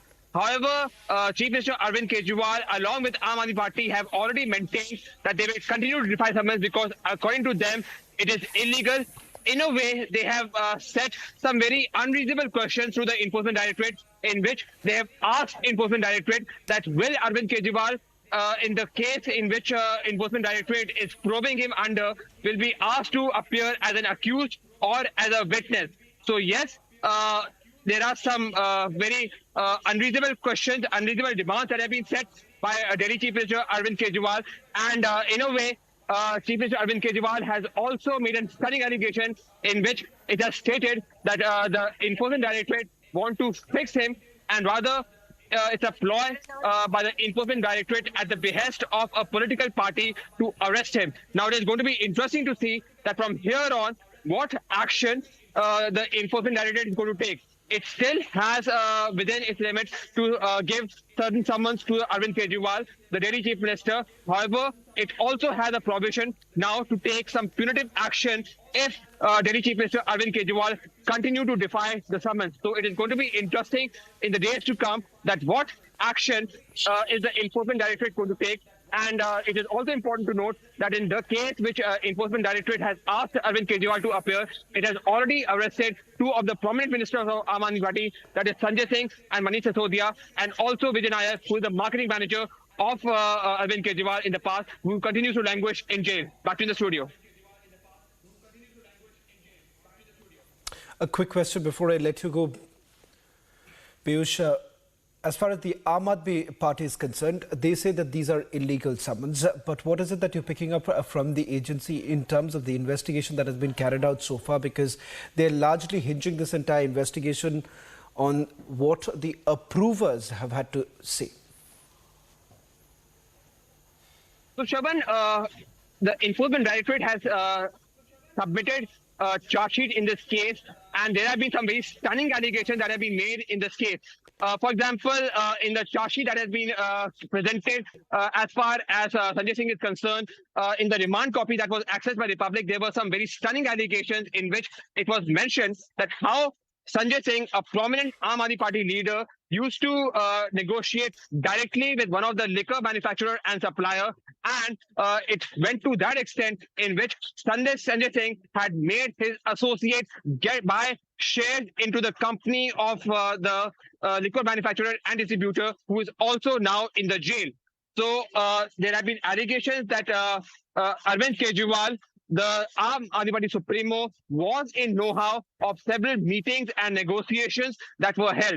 In fact, there has also been an allegation that Sameer Mahindru, the person who is in charge of Indo Spirits, he got in touch with Arvind Kejriwal, allegedly, in which Arvind Kejriwal had said that he should get in touch with Vijay Nair, the person who is right now in jail, and he also said that Vijay Nair was his boy. So these are some very stunning allegations that have come to fore. And for all these allegations, it is important that Enforcement Directorate now must question Arvind Kejriwal. The question is that will Arvind Kejriwal comply by the summons that has been issued to him by the central agency and finally come to face some tough questions that needs to be answered by him. Back to the studio. Well, thank you very much, Piyush, for getting us the latest details. Waiting for an official confirmation to come in from the Aam Aadmi Party. So far, they haven't responded to the complaint that has now been filed by the Enforcement Directorate. In fact, the matter will come up for hearing in a Delhi court on 7th of February. BJP spokesperson Shehzad Poonawalla has accused Arvind Kejriwal's government of widespread corruption in Delhi, alleging mismanagement in various departments. Poonawalla specifically criticized the Delhi model of Mohalla clinics, alleging fraudulent practices. जब Delhi police की crime branch उन्हीं के लगाए गए आरोपों में उनसे सहयोग लेने के लिए उनके द्वार पर पहुंचती है, नोटिस जारी करने के लिए सीआरपीसी के तहत जो कानूनी प्रक्रिया है उसके तहत उन्हें नोटिस देने के लिए और जांच में सहयोग देने के लिए पहुंचती है. Arvind Kejriwal expressed sympathy for crime branch officers questioning their focus on political drama instead of tackling crime in Delhi as he faces inquiries from the central agency. He also challenged the selective scrutiny in Delhi while calling the crime branch action a drama. In a major embarrassment, Congress leader Rahul Gandhi was greeted with chants of Modi, Modi and Jai Shri Ram by Ram Bhakts while exiting the Baba Baidyanath Ji temple in Devghar. This incident comes days after India Alliance's anti-Ram Mandir Pran Pratishtha starts.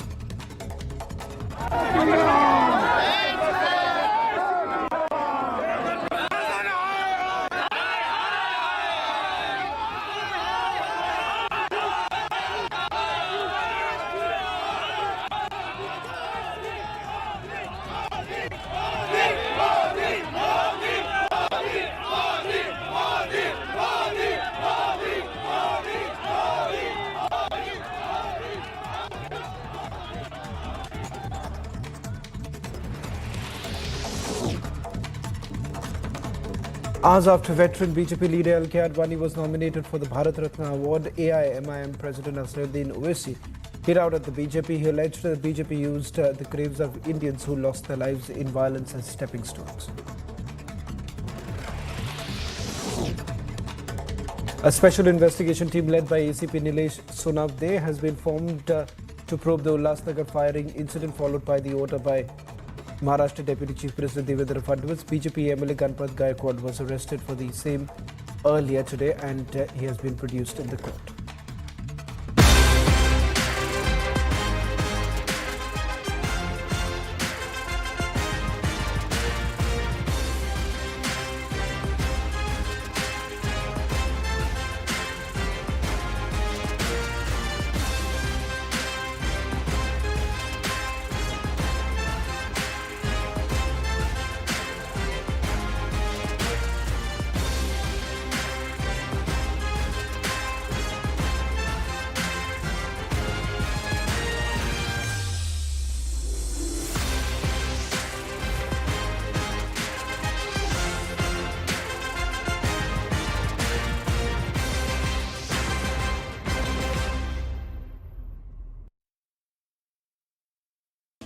Amity faculty have filed over 2,100 patents. Yet another reason why Amity has been ranked among the top for innovation achievements. This is Republic Niva Bhupa Studio, your one stop for all the breaking updates. I am Rakshita Mishra.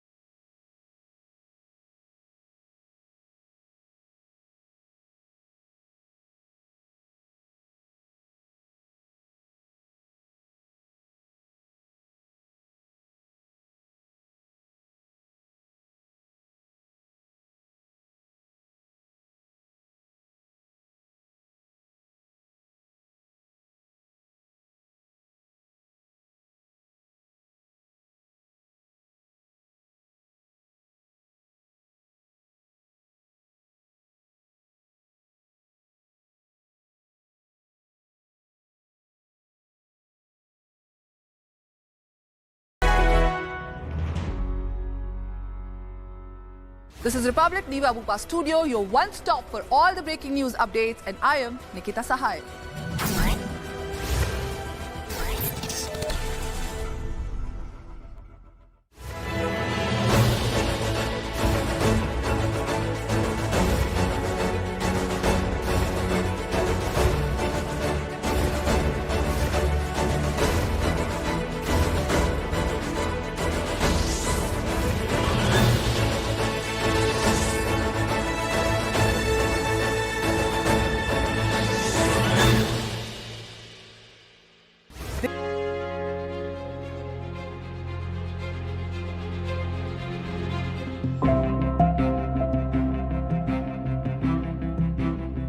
In a rapidly evolving world, the strength of a nation lies in the capabilities and aspirations of its people.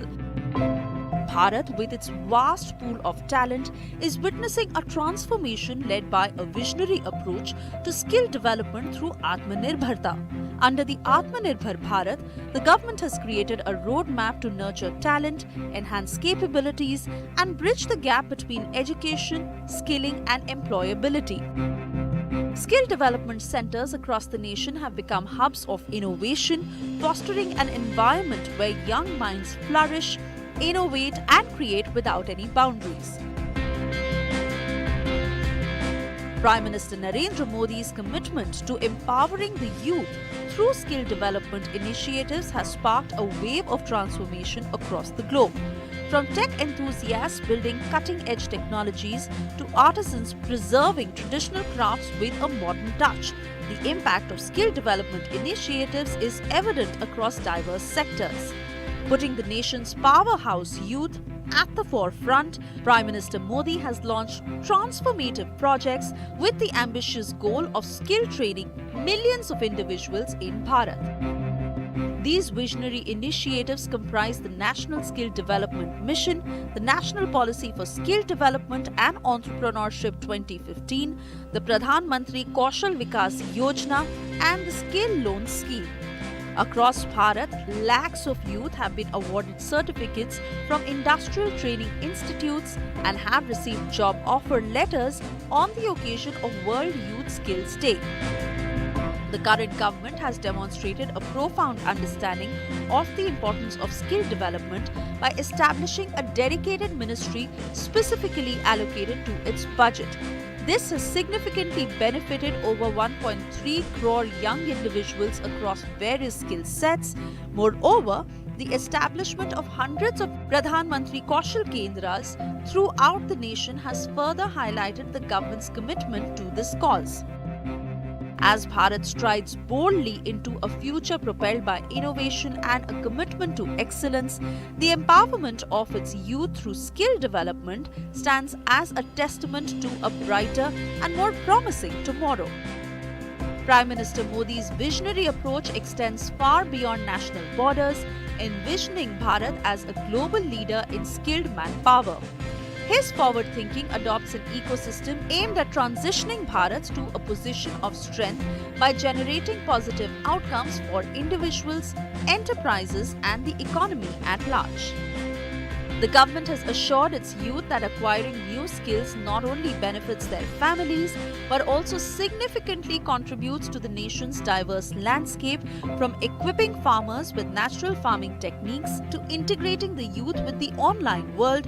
Bharat has broadened the scope of skill development. This relentless pursuit of progress drives Bharat forward by providing empowering job prospects, nurturing entrepreneurship, and guiding the economy towards positive outcomes, benefiting businesses and the nation as a whole. Bharat's growth story is unstoppable.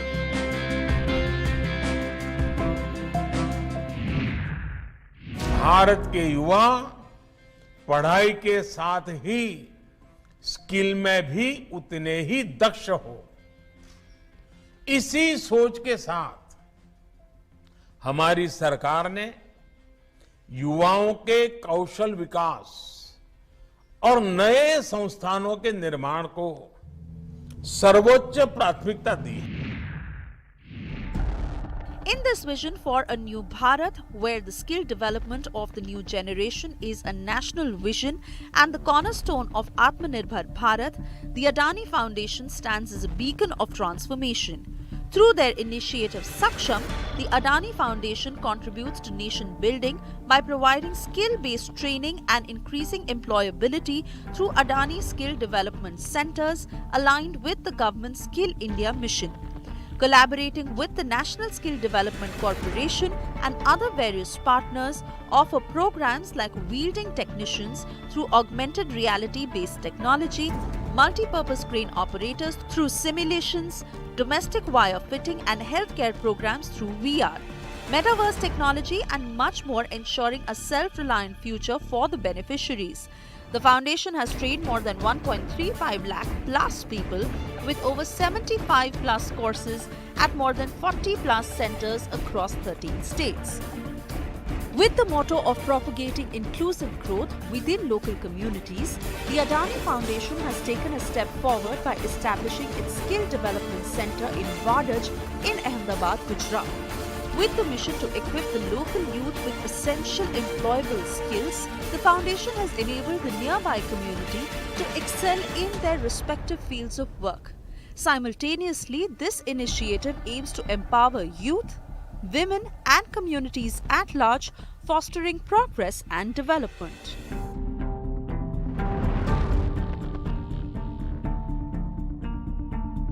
During FY 2022-23, the Adani Foundation achieved significant milestones by providing a 68% livelihood ratio and a 15,000 plus individuals with opportunities. Presently, 14,000 plus individuals are employed. From this, 1,000 plus candidates became successful entrepreneurs. They have skilled a total of 21,000 plus candidates and upskilled 6,000 plus youth. Their mission is to create a transformative educational experience for candidates in the Kaushal Kendras by focusing on bridging the industry skill gap and by creating a collaborative environment open to the free exchange of ideas where research, creativity, innovation and entrepreneurship can flourish with a sustainable livelihood. Bharat Center Ahmedabad, we focus more on technology-based training and we are trying to incorporate the state-of-the-art labs like the AI and the VR labs for our students. So it is completely updated as per the industry standards and requirement of the industry. Basically an ideology of the Adani Foundation which emphasizes on skilling of the youths of Bharat and making them self-dependent, self-reliant, so that they can get their livelihoods and can become also entrepreneurs. At Adani Saksham, we are emphasizing more on the technology-based courses, and we have the simulation-based course where the students of electricals and the crane operators are able to get an on-hand experience of the technology, the operation, without facing the hazards. So it is a simulation-based course. Since the inauguration of this center, it has imparted training to more than 4,500 trainees, among which 63% are women. So we have generated livelihoods among the students. We have given them placements as well as handholdings for 6 months after the completion of the course and the placement. So overall, they have got a financial impact in their life, as well as there has been an upliftment of their social status. Adani Skill Development Center has achieved more than 9 awards, and among them 3 are international standards. We are providing courses mainly on the healthcare, beauty, information technology, artificial intelligence, as well as GST and tally based courses. Our Honorable Prime Minister vision of Kaushal Bharat, Kushal Bharat is generating livelihood by developing skill development among the youths of Bharat. So at ASDC, we are giving these students, the youths of Bharat, the skill development required to fill the industrial gap, skill gap of the demand and supply. So they are getting on-hand training of all the needs of the industries, and we are regularly changing our courses as per the industry standards and requirement, including the technological aspects that are much required for the development of the nation. So we see India to become the skill hub of the world by 2050. Through collaboration with Bharat's initiatives, the Adani Foundation is dedicated to upskilling individuals and fostering employability and entrepreneurship. This benefits career growth, uplifts social life, and meets industry demands for trained manpower. As Bharat progresses to 2050, Adani's commitment to shaping minds and nurturing talent leads the way to an Atmanirbhar future. हमारे जैसे specific 25 modules है हमारे यहाँ, जिसमें anatomy आ जाता है, GDA का roles and responsibility आ जाती है, डिपार्टमेंट के बारे में पूरा नॉलेज होता है, जीडीए किस लेवल की चीज़ है उसके बारे में भी बताया जाता है, एमरजेंसी में क्या काम क्या नहीं करना चाहिए, बायोमेडिकल वेस्ट हो गया यानी सीपीआर, यानी बहुत ऐसी इमरजेंसी थिंग्स है जो हमें अभी तक नहीं पता थी, जो यहाँ पर आकर हमें पता चला। मैंने यहाँ पर सबसे बढ़िया चीज़ लगी, यहाँ पर हर चीज़ टेक्नोलॉजी के द्वारा हमें एकदम बताई जा रही है। जैसे यहाँ पर वीआर के थ्रू हमें समझाया गया था, वीआर के थ्रू पूरा हमें यानी ऐसा फील करवाया कि जो हम लोग कभी सोचे भी नहीं थे कि ऐसा भी कोई चीज़ होती है क्या, तो हमने वो यहाँ पर आकर फील किया था। एक तो हम लोग ऑफलाइन पढ़ते हैं और एक ऑनलाइन पढ़ते हैं, तो दोनों चीज़ हमें कवर कर रहे हैं। मैं अभी यहाँ पर चाणक्यपुरी जीयूस हॉस्पिटल में ओजीटी मेरी लगी हुई है, वहाँ पर जाने के बाद में मैंने टोटल थिंग्स देखी थी जो यहाँ से सिमिलर थी। वहाँ पर जाने के बाद में पता चला कि हाँ जो पढ़ा था वो हमने वहाँ पर जाकर यूज़ की वो चीज़ें। और अडानी सक्षम ये है कि मेरे को जो 4 साल जो लोग बीएससी नर्सिंग करके 4 साल के बाद में जो एकदम प्रैक्टिकल थिंग्स देखते हैं वो मेरे को यहाँ पर पहले ही मिल गए 4 महीने में। तो यहाँ पर इस हिसाब से मेरे को कोई ना कोई स्किल डेवलपमेंट होती हुई मेरे अंदर मैंने महसूस की। तो ये अडानी के थ्रू जो स्किल डेवलपमेंट होती है वो मेरे को बहुत बढ़िया लगी। In the upcoming segment, the Adani Skill Development Center, Wadaj, Ahmedabad in Gujarat, unfolds inspiring stories of transformation. Individuals from diverse walks of life converge here, embracing a culture of reskilling and igniting a digital revolution.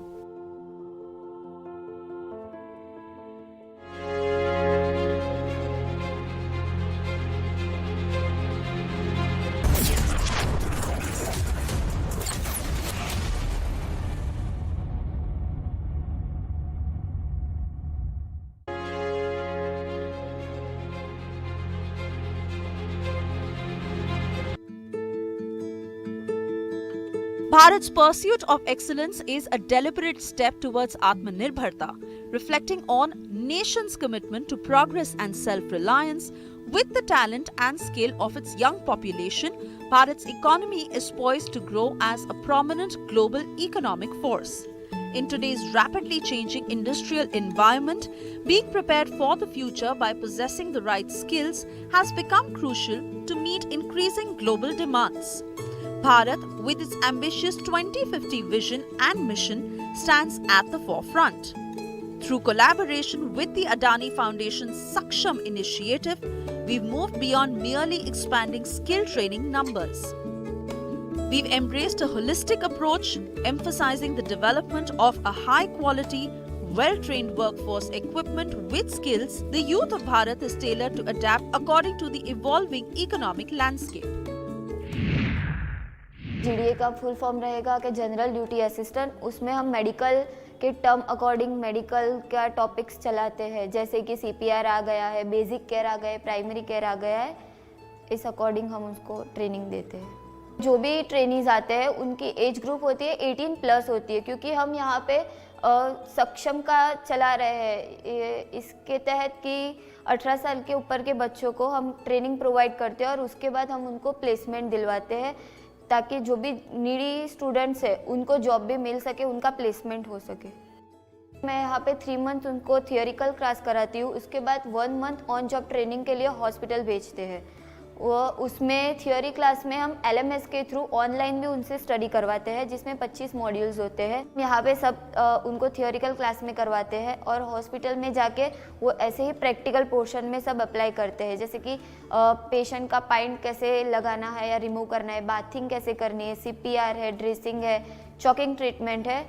ऐसे practical portion theory और practical दोनों में करवाते हैं। या during Covid हमने देखा कि मेडिकल वालों की बहुत डिमांड थी, जब पेशेंट ज़्यादा थे और मेडिकल टर्म में काम करने वाले बहुत कम थे, तो उसकी वजह से बहुत लोगों ने बहुत कुछ घुमाया है।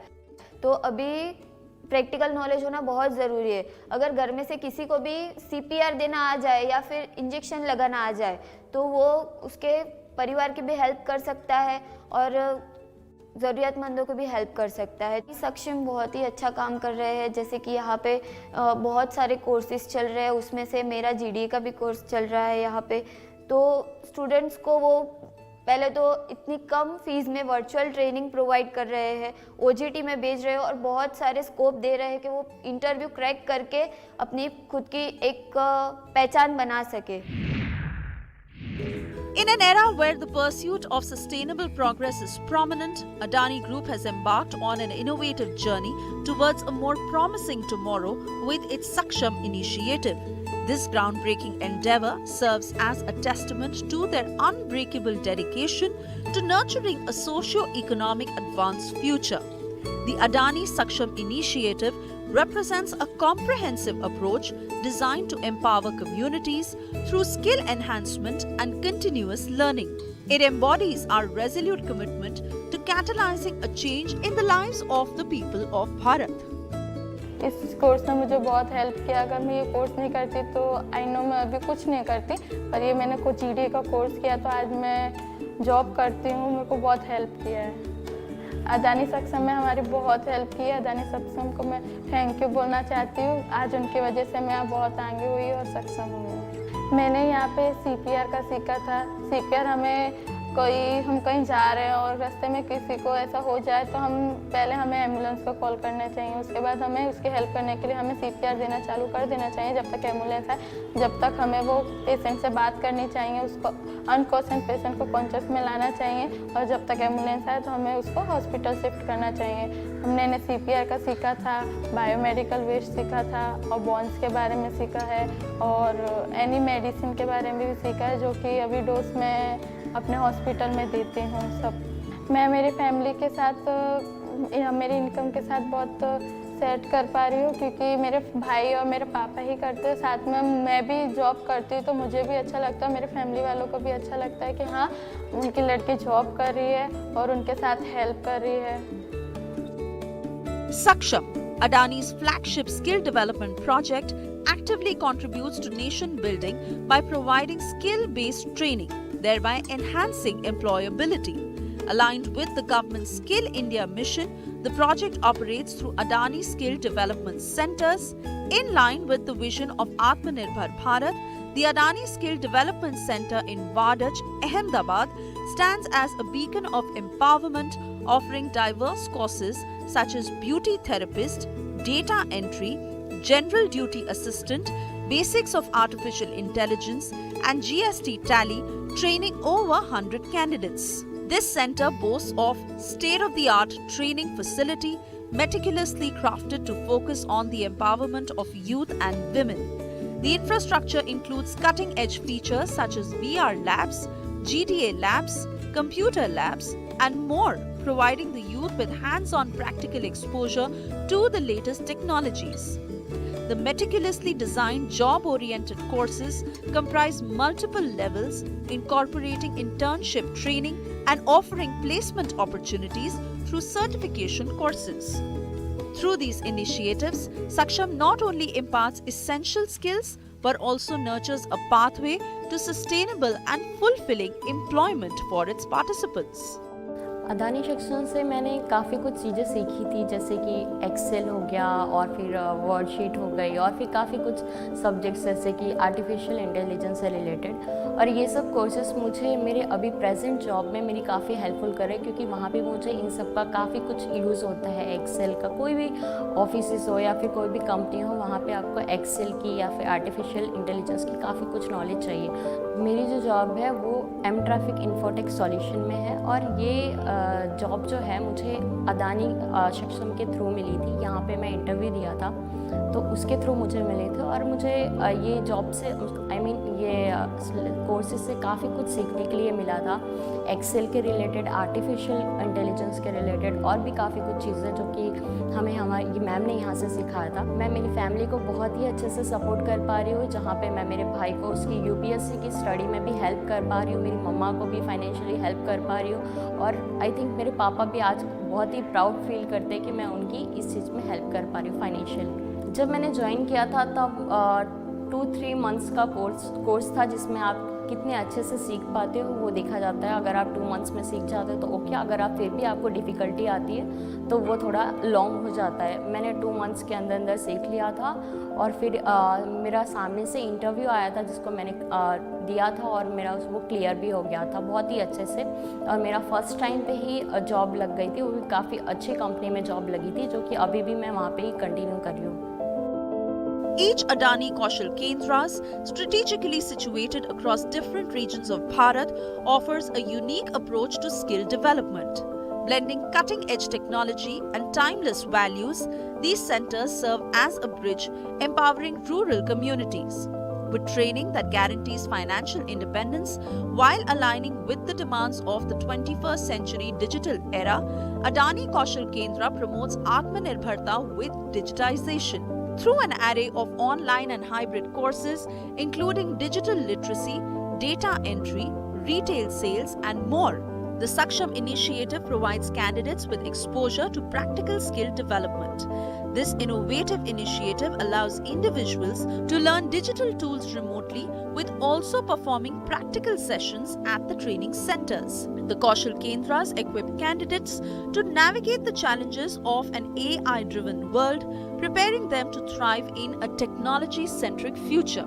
हमारा ये अदानी सक्षम प्रोजेक्ट है वो अदानी फाउंडेशन के अंडर में वर्क कर रहा है, जो भारत को डिजिटल इंडिया बनाने में, और हमारा जो रोल है अदानी सक्षम में वो पूरा स्किलिंग डिपार्टमेंट में उसको पहला हमारा जो ट्रेनिंग स्ट्रक्चर है वो मोबिलाइजेशन से रहता है। तो पहला मोबिलाइजेशन होता है, उसमें डोर टू डोर होता है, सेमिनार्स वर्कशॉप हम स्कूल कॉलेजेस वगैरह में करते हैं और डोर टू डोर जो हमारा मोबिलाइजेशन रहता है उसमें भी हम इंक्वायरी जनरेट करते हैं। उसके बाद हमारा सेकंड पोर्शन आता है एनरोलमेंट का, जो हमारा एनरोलमेंट लेते हैं स्टूडेंट्स कैंडिडेट जो इंटरेस्टेड है, जो भी जॉब रोल में, यानी कि जनरल ड्यूटी असिस्टेंट है, डेटा एंट्री ऑपरेटर है, ब्यूटी थेरापिस्ट है, स्विंग ऑपरेटर मशीन है, ऐसे बहुत सारे जॉब रोल्स हमारे अदानी सक्षम के प्रोजेक्ट में वर्क कर रहे हैं। वो सबका एक स्किल सब किसी के अंदर छुपा होता है, वो स्किलिंग को हमारा जो ASDC अदानी सक्षम है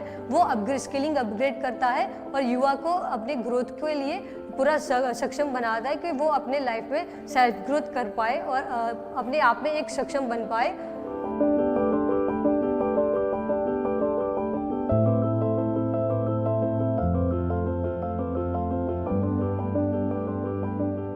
Embarking on the path towards Bharat 2050, a roadmap to economic brilliance, the candidates at Adani Kaushal Kendras are engaged in experiential learning and skill development through cutting-edge tools and holistic training. Furthermore, the Saksham initiative catalyzes these candidates' futures. It acts as a supportive framework offering guidance, resources, and opportunities that extend far beyond mere skill acquisition. This initiative empowers individuals to forge a path towards personal and professional growth, enabling them to contribute to the progress of Bharat. With Atmanirbhar Bharat as our guiding mission and vision, we are achieving remarkable milestones. The future we envision isn't merely ambitious, it embodies our resilience, relentless determination, and a nation destined for greatness. We are not just redefining the future, we are marching forward, aiming for global leadership. In Bharat's quest for excellence through self-reliance and holistic development, we are crafting a world where boundaries are broken and where the impossible becomes achievable. Witness this unstoppable journey of Atmanirbharta, Bharat 2050, roadmap to economic brilliance, a continuous endeavor towards a stronger, boundless, and a more prosperous nation, a Bharat with no bounds.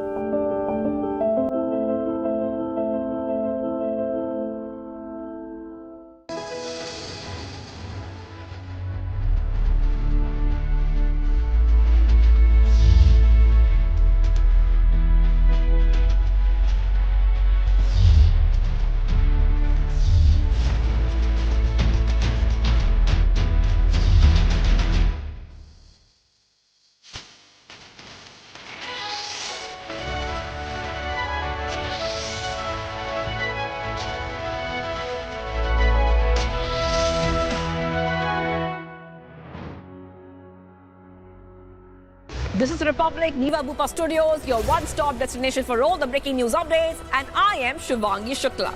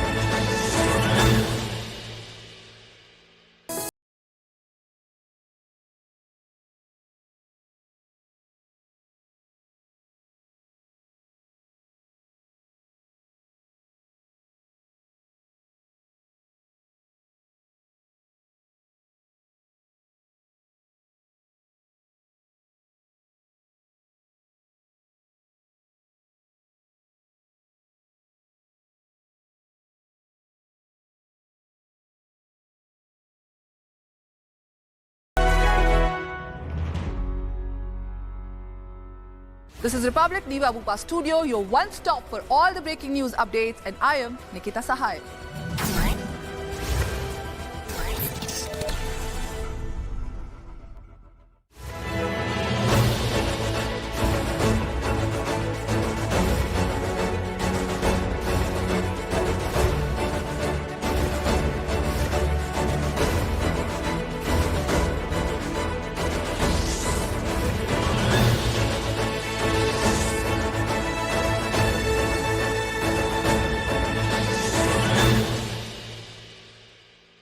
This is Republic Niva Bupa Studio, your one stop for all the breaking updates. I am Rakshita Mishra.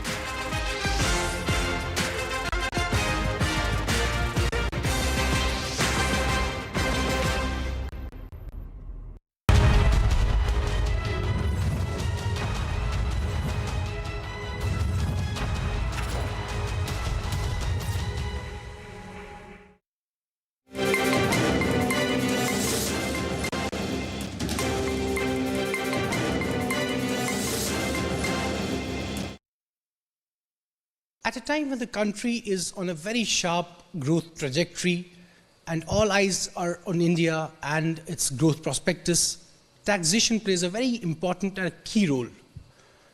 Today, I'm joined by Revenue Secretary Sanjay Malhotra, who would give his insight on taxation and related issues. I would like to start on a very offbeat, non-budget. We've just had the union budget, and in the budget, Finance Minister Madam spelled out how 74% respondents of a survey, which constituted of traders, MSMEs.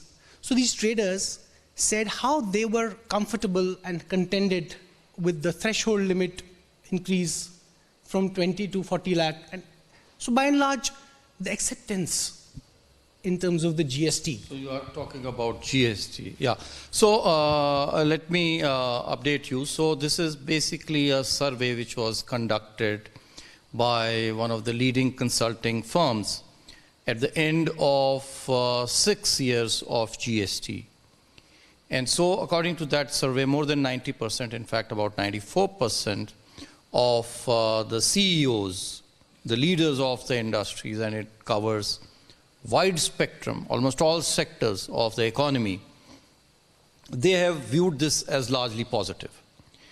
And 80% of them have said that it has actually helped them in reducing their logistics costs because of the elimination of the tax arbitrage that was there amongst the states with the VAT and the sales tax, different rates amongst the states, and the removal of the barriers as a result of introduction of GST and one single rate, making it actually, a one nation, one tax, one market. And so 80% of them said that, so this figure that you are mentioning, I think is 80%, and it includes MSMEs, it includes everyone. So really a big win, of course, for the industry, but at the same time, I would say it's a big win, even for the public, especially because they are our largest, most important stakeholders. And the Honorable Finance Minister did make a mention of that also in her speech. And I would like to draw the attention of all your viewers that it has helped all the consumers because the effective tax rates, the GST rates have actually not only brought transparency, because now if you are paying 12%, it is 12%. Previously, there was an excise duty, there was a sales tax or a VAT, then there was a luxury tax, there was an entertainment, and you did not know, as to what effectively tax you were paying on those goods and services. So apart from that, the effective tax rate has also come down on most of the goods and services. So it's been a win-win for the industry, trade, industry, and more important, also importantly, the revenues of both the states and the center, they are continuing to show good growth momentum. So it's a win-win for all the stakeholders. Absolutely, you're right. Mr. Malhotra, tier 2, tier 3 cities, we interact with MSMEs, that is, micro, medium, small enterprises of the country. They have admitted the fact that this sort of taxation, the GST tax, it's 7 years of a long journey, right from, say, it's a success from Kashmir to Kanyakumari, quite literally. And, putting that, in actual words, from an implementation in J&K back then, and I know you've been here for just over a year, but 6 years back, actually, pacifying the traders in that region to have acceptability of this tax and, wholeheartedly go for it, go for the new tax regime, that is the GST, which is 7 years back to now. I was just reading somewhere that how in Puducherry, you had the biometric-based Aadhaar verification. So through the nation, across the nation, from the Kashmir to Kanyakumari, the GST implementation has had challenges, but today we have the one nation, one tax. Whom would you attribute this success to, Mr. Malhotra? No, obviously this is the visionary leadership, of our Honorable Prime Minister, because to get all the states together and to agree and to carry out this constitutional amendment, and then to get it implemented. We ought to salute the Honorable Prime Minister.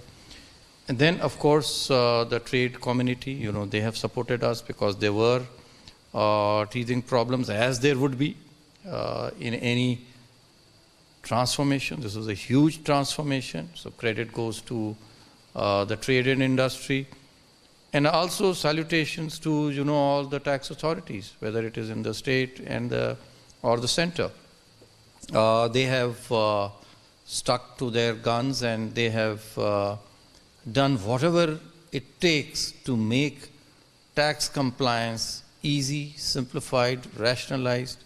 Number of council meetings have taken place, more than 50, and number of tax measures have been taken to streamline and simplify the taxation. So it's a combined effort of the states and the center under the visionary leadership of the Honorable Prime Minister. Coming back to the budget, the union budget speech of the Finance Minister, Madam, a lot was expected, and apart from the budget, also in the run-up to budget, there was this chorus about the capital gains tax rejig, the rejigging in the capital gains tax. What is the status of that? How soon can we hear a word on that, on the capital gains tax and the regime? Two things. One, there is no proposal as of now on capital gains tax. I think you are referring to the long-term capital gains tax primarily, because there are two different rates. One, 10% on assets like equity and mutual funds, equity-based mutual funds, and another 20% on assets like real estate. Seemingly they are very different, 10 and 20, 20 seems to be double. But when we talk of 20%, this also has the benefit of indexation due to inflation. Once that is factored in, the effective taxation is more or less similar. It's about 11% or 12% if one historically looks at the trends of inflation and the benefits of indexation that are passed on to such classes insofar as LTCG is concerned. So it's not such a major issue insofar as revenues are concerned, but as of now, as I said, there is no such proposal. I may also mention that government, the finance minister, is herself also, on record to say that we are here to improve taxpayer services. Rationalization and simplification of taxation is one of the key pillars of improving taxpayer services, whether direct or indirect taxes. And so if there is a huge demand, if there is a big issue with respect to anything I'm saying, not LTCG in particular, but any taxation system, any taxation procedure, then the government will do whatever is required to rationalize and simplify those procedures. Also, the demand for the expectations for how the debt mutual funds could be made equivalent to equity. There's been a lot of buzz on that. No. So, last year, last budget, we removed the benefits that were being given to the debt mutual funds because mutual funds, only because, they are mutual funds, they should not get the benefit. The benefit is actually on the underlying class of asset. The underlying class of asset, in the case of debt mutual funds, is debt. And the interest on debt actually gets taxed at normal rates of income tax. And so that's how it should be. And so that's how it was made last year. So any expectation that debt mutual funds will carry same kind of long-term capital gains tax as some other classes of tax, as some other classes of assets is not something that that one should hope for. Touching the aspect of online gaming has been taxed. For our viewers, I would like to inform them that you, time and again, you've reiterated that 28% is the the online gaming taxation rate and even on the face value of it, what is the sort of benefit the country has seen with regard to bringing that online gaming under this taxation regime and having the 28%? So let me... if you could just elaborate a little more on... Yeah, so let me first of all clarify that online gaming was always, subject to tax. However, there was no specific entry for online gaming. So the tax authorities felt that online gaming is like an actionable claim wherein, you put in money, it's like putting in a bet with the hope of getting some reward, some money back. So it was akin to betting, which is an actionable claim as per GST law, which attracts 28% tax rate on each bet. So each time you make a bet, it attracts a 28%. So this was the view of the tax authorities. The view of the industry, on the other hand, was that we are not, we are not the ones, who are playing the games. We are just facilitating the playing of games, online games, by individuals. And so we are charging only a platform fees. And so we should be liable to pay only 18% and 18% on the service charge that we charge those players, and not on the total amount of bet that is placed. So this is where the dispute was, and the GST Council decided that from 1st October last year, we will have a specific entry which was not there for online gaming till then, and they amended the law, provided a specific entry to say that now onwards, it will be 28%, and it will be 28% not on each bet, but on the money, that you put in up front, pay the company. A number of times, you can play. The winnings can also be reused. They are not taxed again. And so effectively they reduced, in a way, the effective taxation from what the tax authorities previously were demanding. But that is only prospective. So this is what the change was brought about. And the impact thereof is that today we are getting good revenues. The revenues have jumped to 6 times. And the 3 months of collections that we have seen in these 3 months of revenues that have come to us, 4 months, but actually revenue is... October onwards. So that makes it actually 4 months, but the revenues, we get 1 month later, so we have figures for 3 months. That is November, December and January. So if I may ask you, what is the sort of number, what is the sort of figure that the country has achieved after imposing 28% taxation on online gaming? If you could just... After the changes, I would not say introduction of 28% because 28% was there even earlier, but the underlying value on which 28% was being charged was different, and now it has been charged, differently. It's on payment rather than on each bet. So the impact thereof is that in these 3 months we have got a revenue of 3,470 crore rupees vis-a-vis 605 crore rupees in the 3 months preceding these changes. So effectively this means that we gain about 10 to 12,000 crore rupees annually. We were getting only 1,600 crore rupees. We got only 1,600 crore rupees in the year 22-23.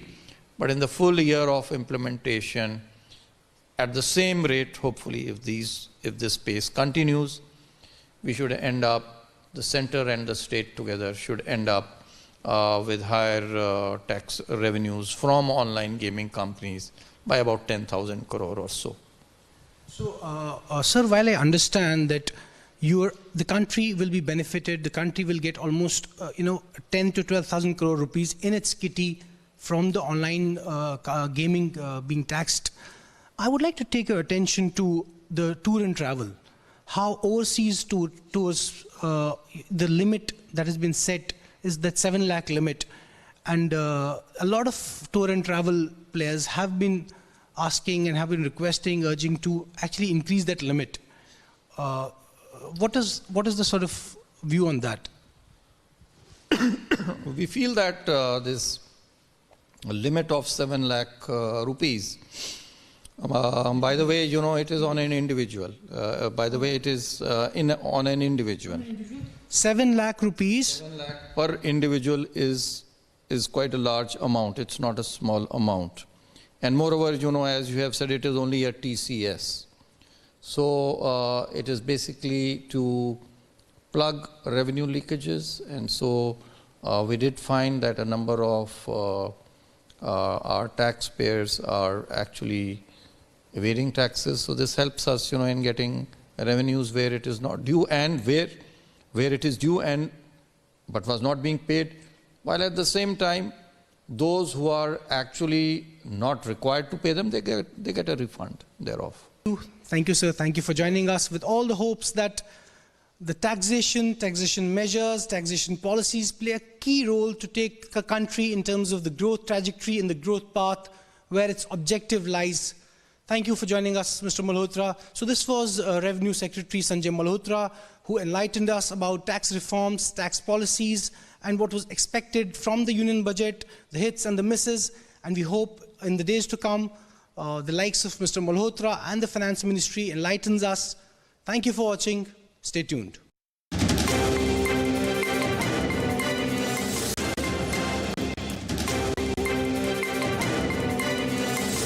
Amity faculty have filed over 2,100 patents. Yet another reason why Amity has been ranked among the top for innovation achievements. This is Republic Niva Bupa Studios, your one-stop destination for all the breaking news updates, and I am Shivangi Shukla.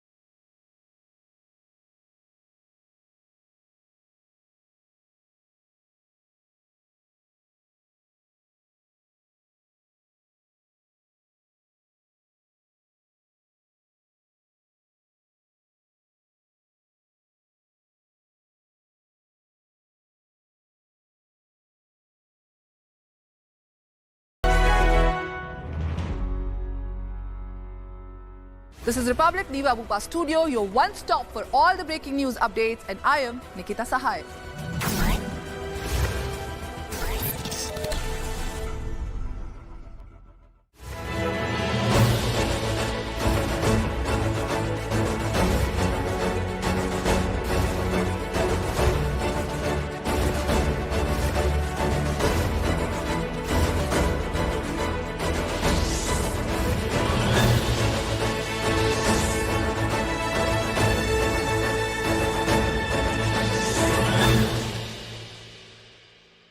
This is Republic Niva Bupa Studio, your one-stop for all the breaking updates. I am Rakshita Mishra.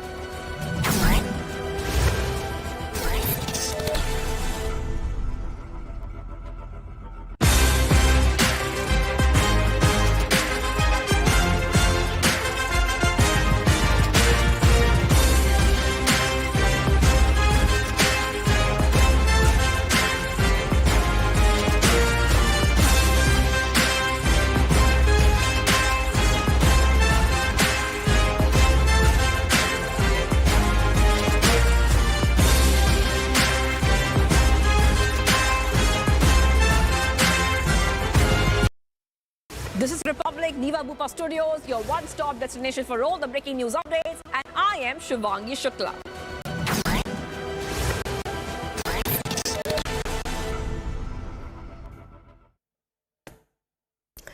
Welcome back, viewers. Prime Minister Modi began his two-state visit by inaugurating projects worth 70,000 crore rupees in Odisha. While addressing a public meeting, PM Modi said that every state has to be made capable and advanced to fulfill the vision of a Viksit Bharat. PM Modi also congratulated former Deputy Prime Minister Adani for being conferred with the Bharat Ratna, calling him one of the greatest sons of India. मैं ओडिशा के लोगों को करीब 70,000 करोड़ रुपए के इन विकास projects के लिए बहुत बहुत बधाई देता हूं। इसमें शिक्षा, रेल, रोड, बिजली, पेट्रोलियम से जुड़ी अनेक परियोजनाएं शामिल हैं। ये परियोजनाएं ओडिशा में सुविधाओं के साथ साथ यहां के नौजवानों के लिए रोजगार के हजारों नए अवसर भी लाने वाली है। साथियों, आज देश ने अपने एक महान सपूत पूर्व उप प्रधानमंत्री लाल कृष्ण आडवाणी जी को भारत रत्न देने का भी निर्णय लिया है।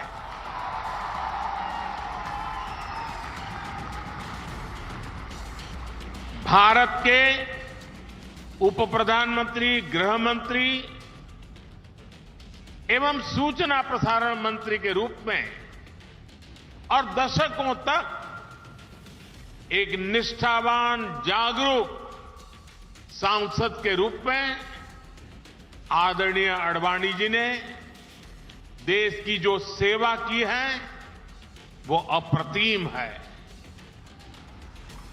आडवाणी जी का ये सम्मान इस बात का प्रतीक है कि राष्ट्र की सेवा में अपना जीवन खपाने वालों को राष्ट्र कभी भुलाता नहीं है। ये कि बहुत स्वागत योग्य विषय है। लाल कृष्ण आडवाणी जी ने भारतीय राजनीति के लिए और भारतीय समाज के लिए बहुत सारे काम किए हैं और उनके त्याग को सम्मान मिला। हम तमाम खासतौर पर भारतीय जनता पार्टी के कार्यकर्ताओं के लिए बहुत खुशी की बात शख्सियत है आडवाणी जी की। वो शख्सियत पूरे देश के लिए सबक और संदेश रही है और वो खासतौर से उन लोगों के लिए जो इस वक्त आज भी जो है वो सामंती सियासत के सूत्रधार बने हुए हैं। स्वागत योग्य निर्णय हमारे प्रधानमंत्री श्री नरेंद्र मोदी जी का है, जिन्होंने लाल कृष्ण आडवाणी जी को भारत रत्न से सम्मानित करने का काम किया। क्योंकि लाल कृष्ण आडवाणी इस योग्य हैं और उनका जीवन हमेशा संघर्ष से भरा रहा। जब वो लोकसभा के अंदर लगातार बोलते रहे तो हमेशा लोग उनको सुनते थे। तरीके से उन्होंने पूरा जीवन इस समाज के लिए, देश के लिए देने का काम किया है और राजनीति में नई एक आयाम देने का काम लाल कृष्ण आडवाणी जी ने किया है। उनको भारत रत्न से सम्मानित किया जाना, मुझे लगता है कि उनका तो सम्मान है ही है, भारत रत्न का भी सम्मान है। हर्ष का विषय है। माननीय आडवाणी जी को भारत रत्न मिलना हम जैसे कार्यकर्ताओं के लिए तो बहुत उत्साह की बात है, क्योंकि हम जैसे लाखों लाख कार्यकर्ता उनके सानिध्य में पले बड़े हैं। वो एक कुशल संगठनकर्ता के रूप में भी, एक अच्छे प्रशासनिक रूप में भी, प्रशासक के रूप में भी, और साथ साथ एक राजनेता के रूप में उन्होंने कई मापदंड स्थापित किए हैं। बहुत खुशी की बात है। आडवाणी जी तो हम सब के लिए एक बहुत सालों से प्रेरणा देने वाले एक नेता भी हैं और एक व्यक्ति भी हैं, और उनका आज भारत रत्न मिलना, मैं मानता हूं कि उनसे कोई और नहीं है जो मोर डिजर्विंग हो।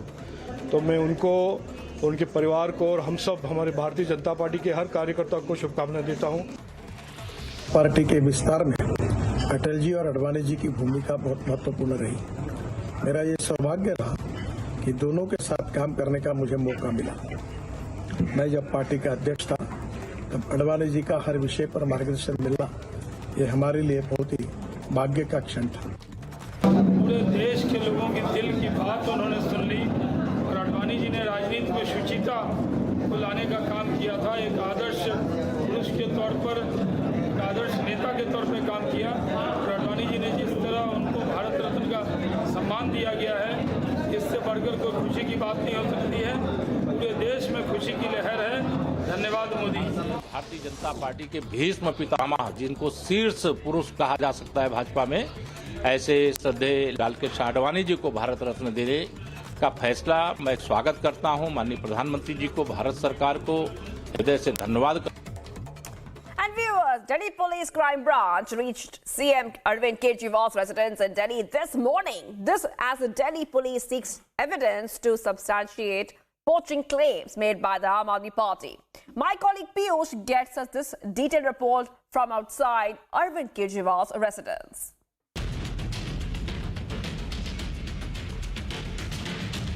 Huge amount of Delhi police officials along with other central police officials which are present over here. You are expected to see a kind of a political drama of sorts where not only the Aam Aadmi Party members but also the Delhi BJP are going to come together and protest and register their dissent. And thereby you are seeing that while the AAP Supremo Arvind Kejriwal, who will be who's most likely again going to skip the enforcement director's summons that is going to be issued to him, he might come over here, register his dissent, and thereby you are seeing that both parties will again come to shots against each other, where you're going to see a situation where it is expected that both parties, that is the Delhi BJP and the Aam Aadmi Party members, are going to come together, protest, register their dissent and try to score political points. But in order to make sure that there is just no kind of law and order problem which is created at this area, Deen Dayal Upadhyaya Marg, which is in the center of the city, which is the central part of the city and which connects Old Delhi to New Delhi, you are seeing that there is a heavy deployment of police officials. In fact, you are seeing that how the Delhi police officials over here are in large numbers. There is a huge battalion of not only the Delhi police officials but also the central police agency, because they understand that there is going to be a protest. There is going to be a heavy protest where not only the Delhi Chief Minister but also the Punjab Chief Minister is going to be present. They are going to be registering their dissent against the fraud which they feel was committed in the election of the Chandigarh mayor, and to oppose that, to contest that, the Delhi BJP is also going to be holding a protest. So situation on the ground is that it is most likely now that the Delhi Chief Minister is going to skip the fifth summon that is going to be issued to him.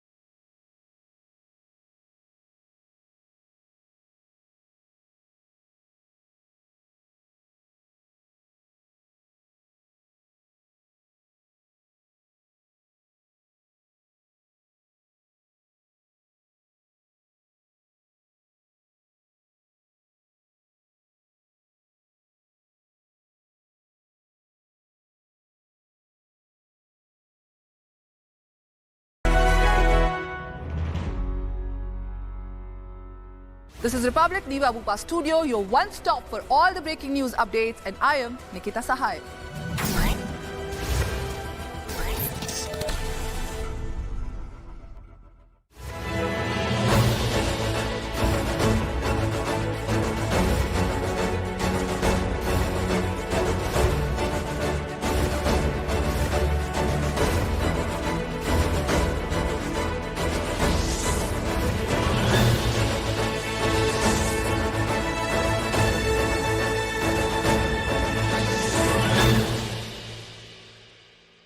This is Republic Niva Bupa Studio, your one stop for all the breaking updates. I am Rakshita Mishra.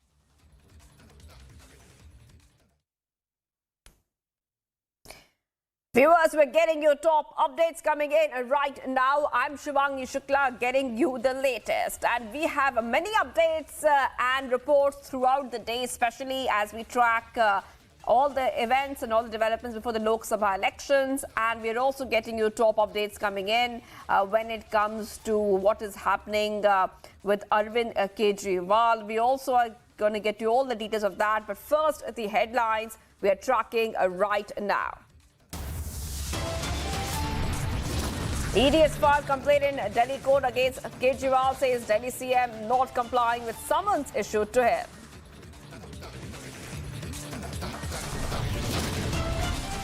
आज देश ने अपने एक महान सपूत लाल कृष्ण आडवाणी जी को भारत रत्न देने का भी निर्णय लिया है।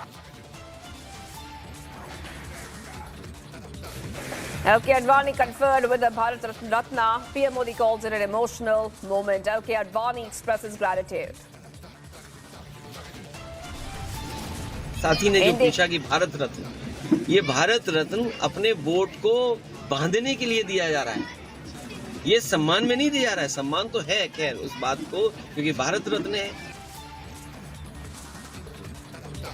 Indeed continues to politicize Bharat Ratna, says BJP is trying to save the votes.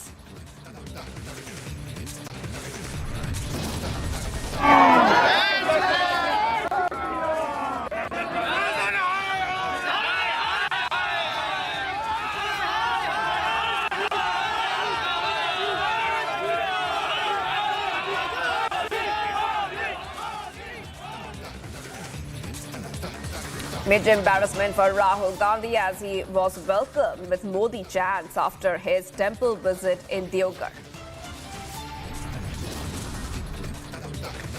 An SIT formed to probe attack on Shinde Sena leader by BJP MLA in Maharashtra. All accused sent to 11 days of police custody.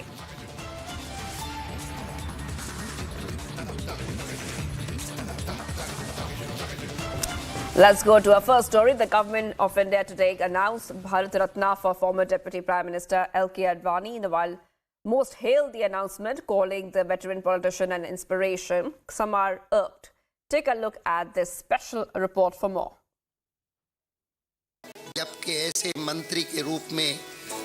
Former Deputy PM and BJP stalwart LK Advani has been conferred with the Bharat Ratna.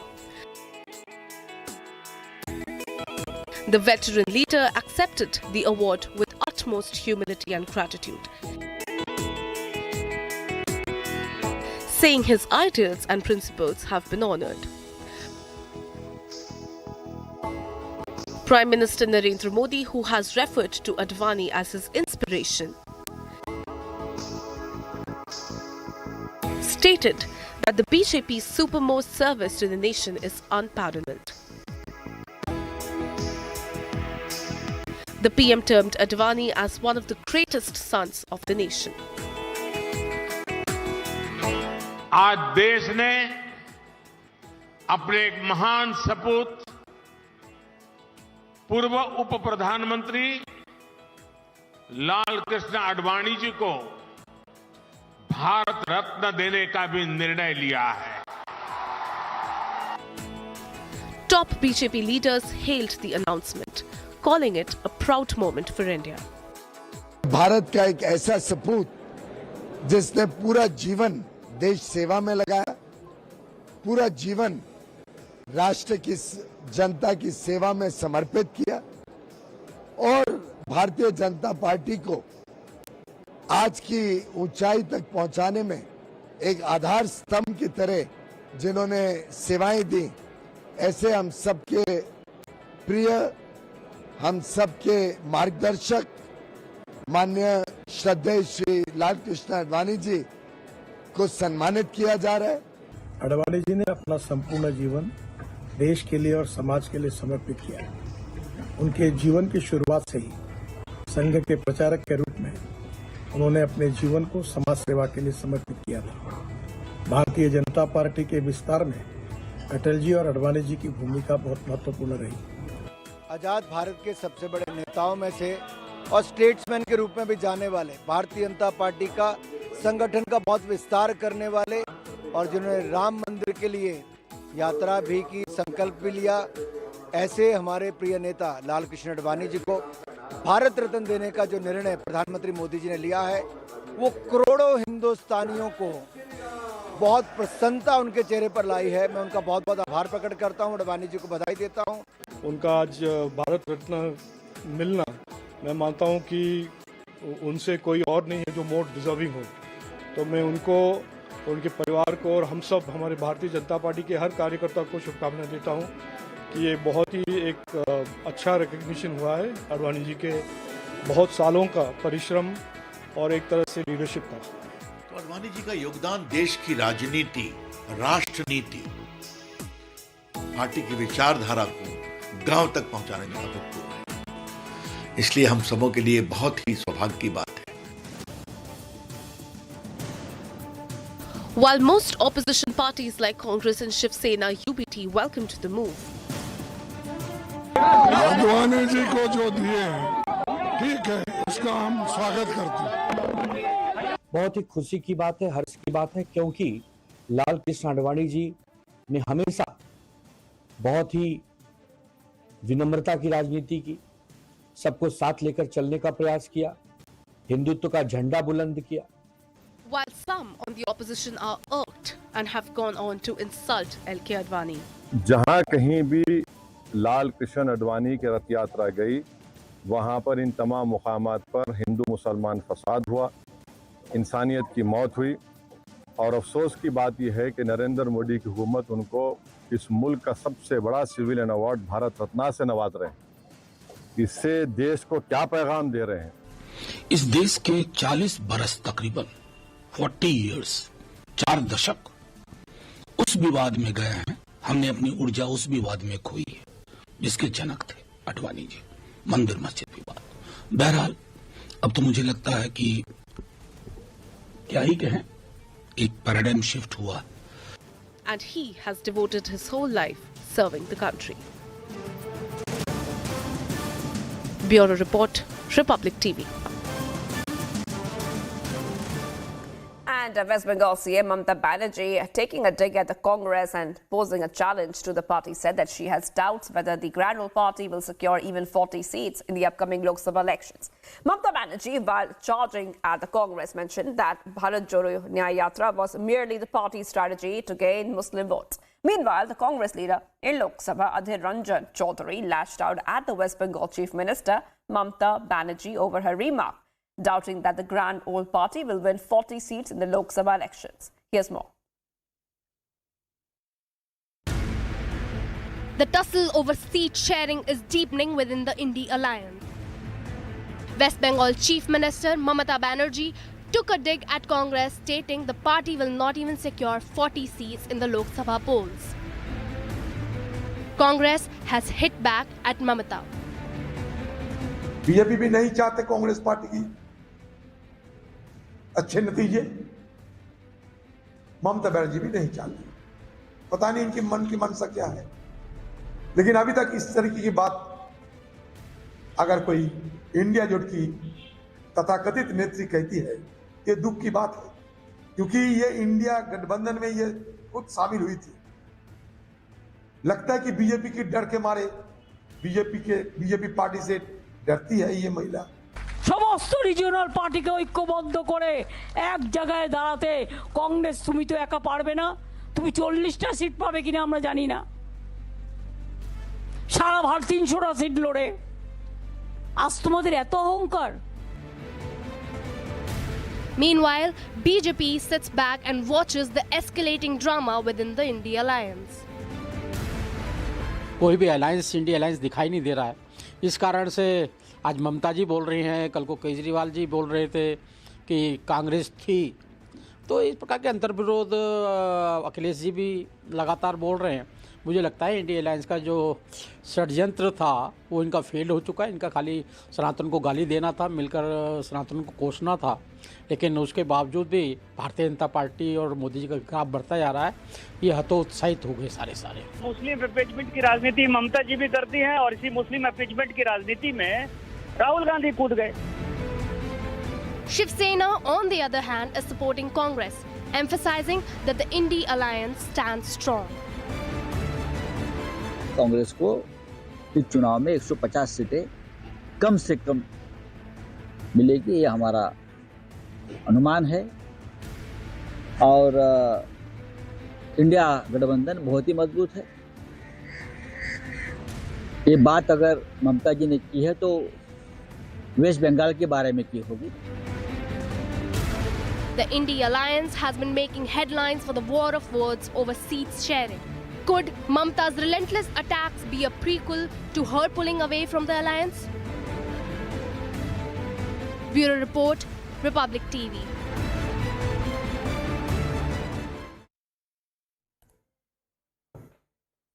Prime Minister Modi began his two-state visit by inaugurating projects worth 70,000 crores rupees in Odisha. Addressing a public meeting, he emphasized that every state has to be made capable and advanced to fulfill the vision of a Viksit Bharat. More details in our next report.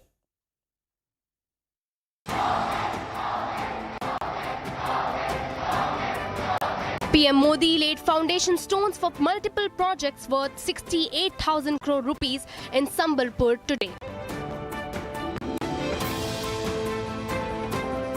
He inaugurated the permanent campus of the Indian Institute of Management in the city and flagged off the Puri-Sonpur passenger train.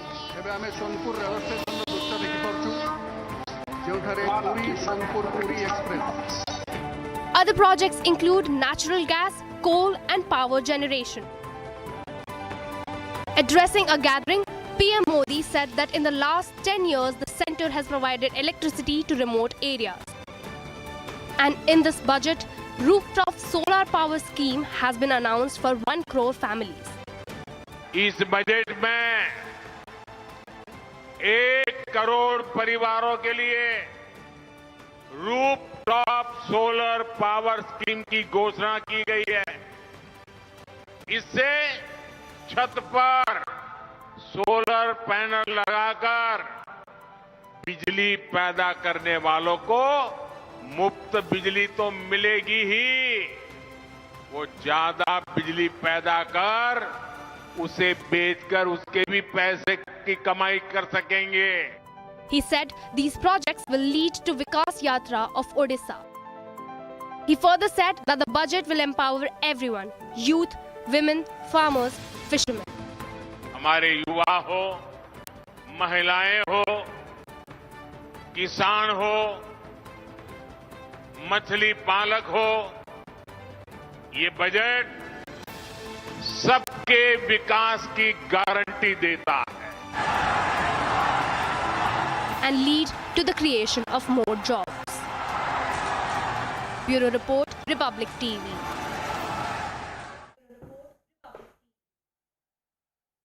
Rahul Gandhi's visit to Jharkhand's Baba Baidhanath Ji Mandir in Deoghar turned into a major embarrassment when he was greeted with chants of Lord Ram and Modi. Multiple dramatic sequences have been accessed by Republic, where the Congress leader can be seen surrounded by the crowd sloganeering PM Modi's name. Take a look at this report for more.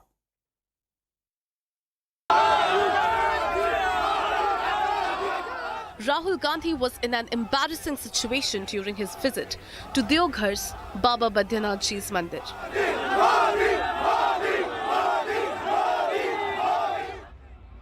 Loud chants of Ram and PM Modi surrounded him as he exited the temple.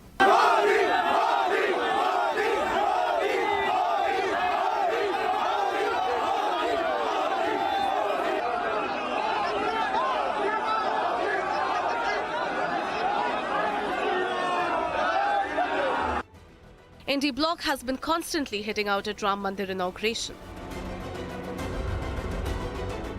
Rahul Gandhi had lashed out, belittling the devotion towards Lord Ram prior to the Pran Pratishtha. The RSS and the BJP have made the 22nd January function a completely political Narendra Modi function. It's become a RSS, BJP function. The irony unfolds with Lord Ram chants echoing around Rahul Gandhi, 10 days after the Pran Pratishtha. BJP MP Nishikant Dubey took a swipe at Rahul Gandhi, saying that the city belongs to PM Modi. Is this yet another fallout of India's stance on Ram Mandir? Bureau Report, Republic TV.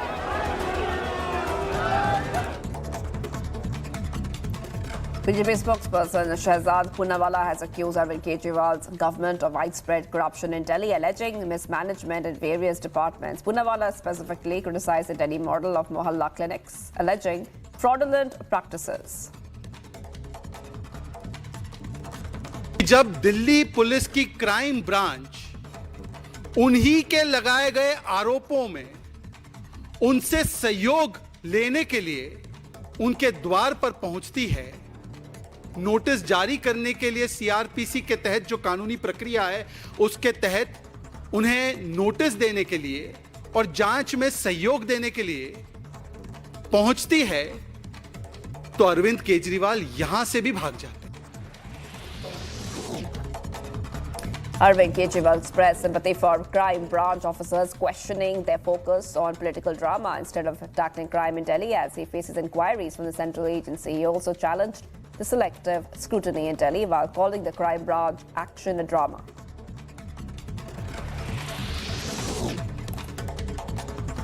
In a major embarrassment, Congress leader Rahul Gandhi was greeted with chants of Modi, Modi and Jai Shri Ram by Ram Bhakts while exiting the Baba Vedanath Ji temple in Deoghar. This incident comes days after Indy Alliance's anti-Ram Mandir Pran Pratishtha stance.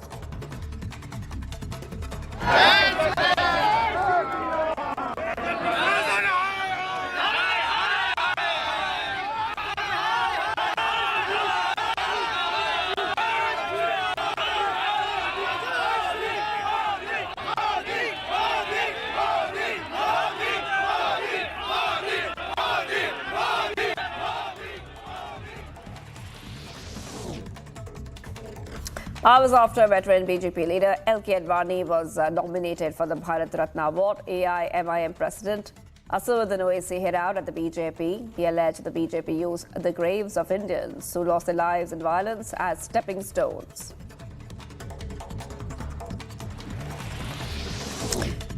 A special investigation team led by ACP has now been formed to probe the Ulhasnagar firing incident following an order by Maharashtra Deputy CM Devendra Fadnavis. BJP MLA Ganpat Gaikwad was arrested for the same earlier today and has been produced in court.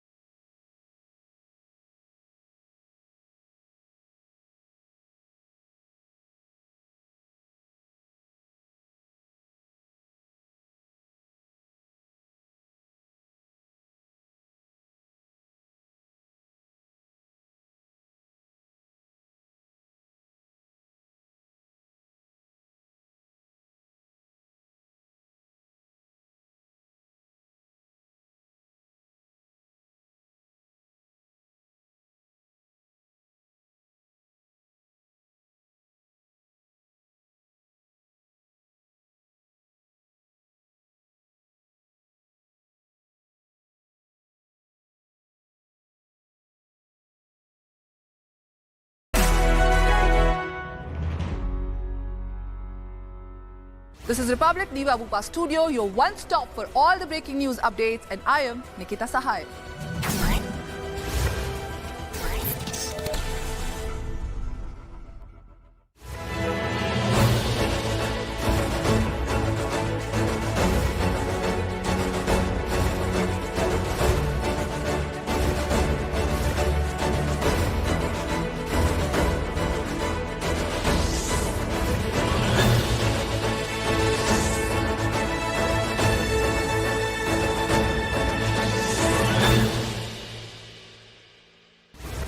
Republic Niva Bhupa studio, your one stop for all the breaking updates. I am Rakshita Mishra.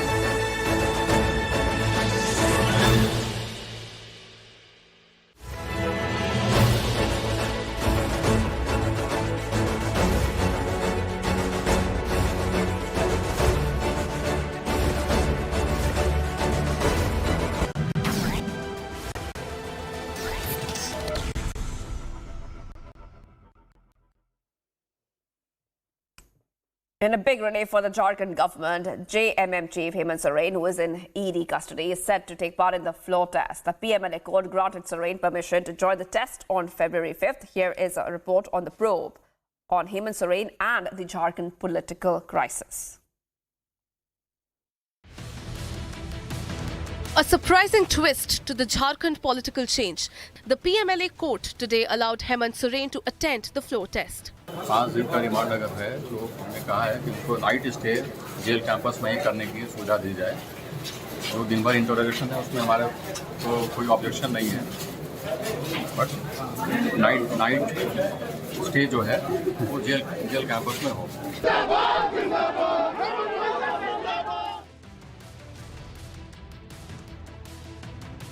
The state of Jharkhand is on a political roller coaster. JMM Vice President Champai Soren is the CM and JMM Chief Hemant Soren is in ED custody. JMM Congress MLAs are lodged in Hyderabad's Leonia resort. But the story doesn't end here. The Jharkhand governor had asked Champai to prove his majority within 10 days. और उसमें बड़ा मजबूत गठबंधन है। हमारा हेमंत हो जो झारखंड की आदिवासी यहाँ का मूलवासी का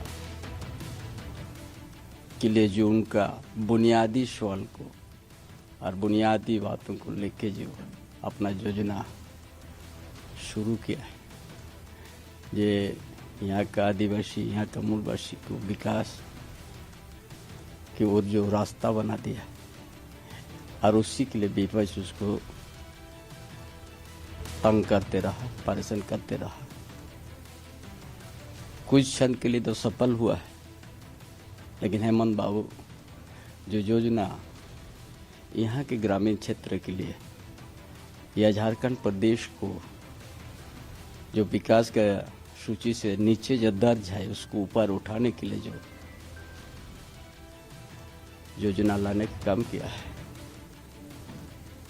इसी में विपक्ष का हताश हो गया और झूठा आरोप देके उनको जेल तक पहुंचाया। और 5 तारीख को हम लोग सफल हो जाएंगे। Hemant Soren's presence in the house will boost the confidence of JMM. देखिए, पूरी तरह से यूपीए जो हमारा इंडिया गठबंधन है एकजुट है। हमारे पास आंकड़े 48 के ऊपर के आंकड़े हैं। हमारे सभी विधायक मौजूद रहेंगे। फ्लोर टेस्ट हम आसानी से पास कर जाएंगे। लाख प्रयास के बावजूद भी दिल्ली, गुजरात, रांची सब एक हो गया, लेकिन फिर भी इंडिया गठबंधन इंटैक्ट रहा। और उस दिन तो हमारे माननीय पूर्व मुख्यमंत्री हेमंत सोरेन जी भी, वो तो सदस्य हैं, वो भी आएंगे। तो मुझे नहीं लगता कहीं कोई परेशानी है, औपचारिकता मात्र मैं मानता हूं इसको। With trouble brewing for Hemant Soren, will Champai Soren's government pass the litmus test on February 5? Bureau Report, Republic TV.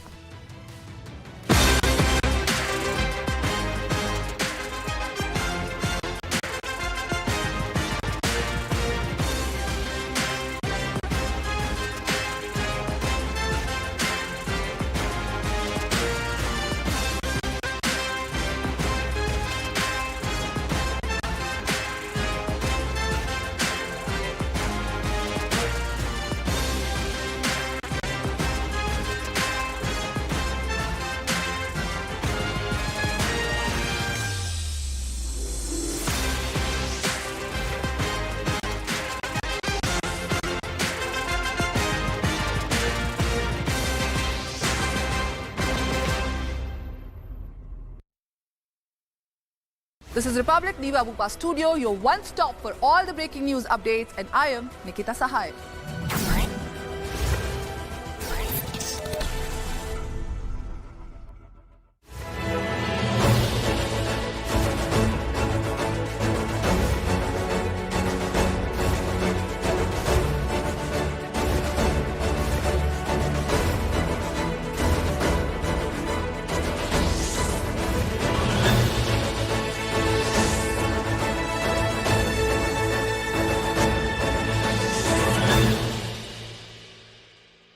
This is Republic Niva Bhupa Studio, your one stop for all the breaking updates. I am Rakshita Mishra.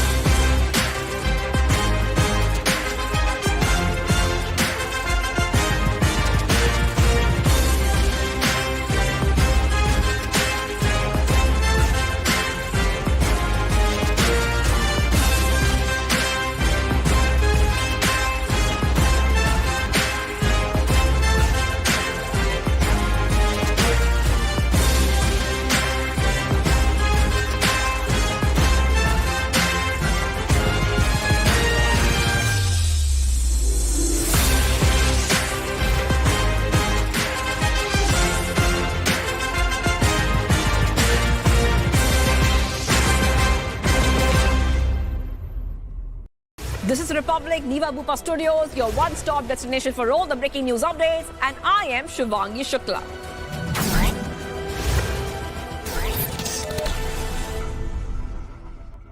This is Republic Niva Bhupa Studio, your one-stop for all the breaking news updates.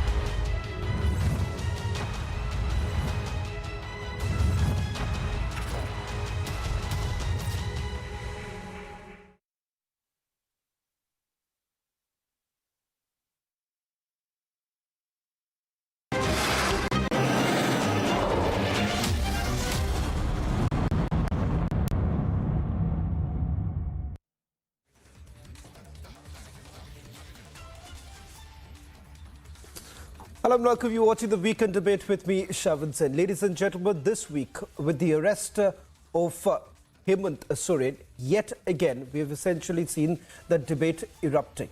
The opposition parties have trained their gun at the centre, saying that the federal agencies are largely being utilised by the BJP to target the opposition members. In fact, they say that the BJP has perhaps become scared of the rising growth of the parties, especially in states like the West Bengal as well as the other opposition-ruled states. But is there any truth to the allegations that have been levelled? Or the fact of the matter is that for a very long time, we've given a long rope to corruption cases. Time has come that cases should come to a logical end. That's the Weekend Debate tonight, with the focus on not just the former Jharkhand Chief Minister, but also in the case of Delhi Chief Minister Arvind Kejriwal, against whom trouble seems to be mounting. That's the Weekend Debate.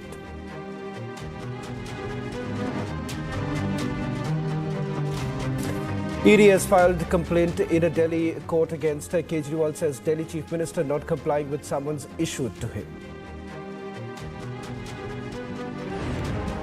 LK Adani conferred with Bharat Ratna. अपने एक महान सपूत लाल कृष्ण आडवाणी जी को भारत रत्न देने का भी निर्णय लिया है.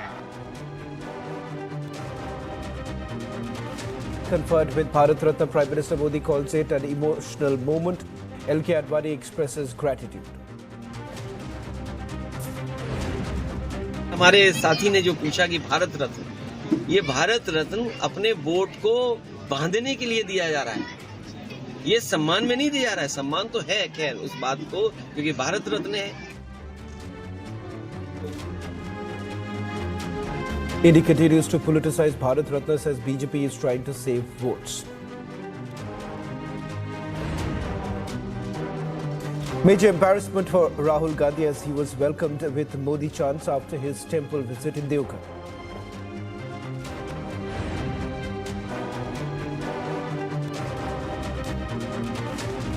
SIT to probe attack on Shinde Sena leader by BJP MLA in Maharashtra, all accused sent to 11 days of police custody.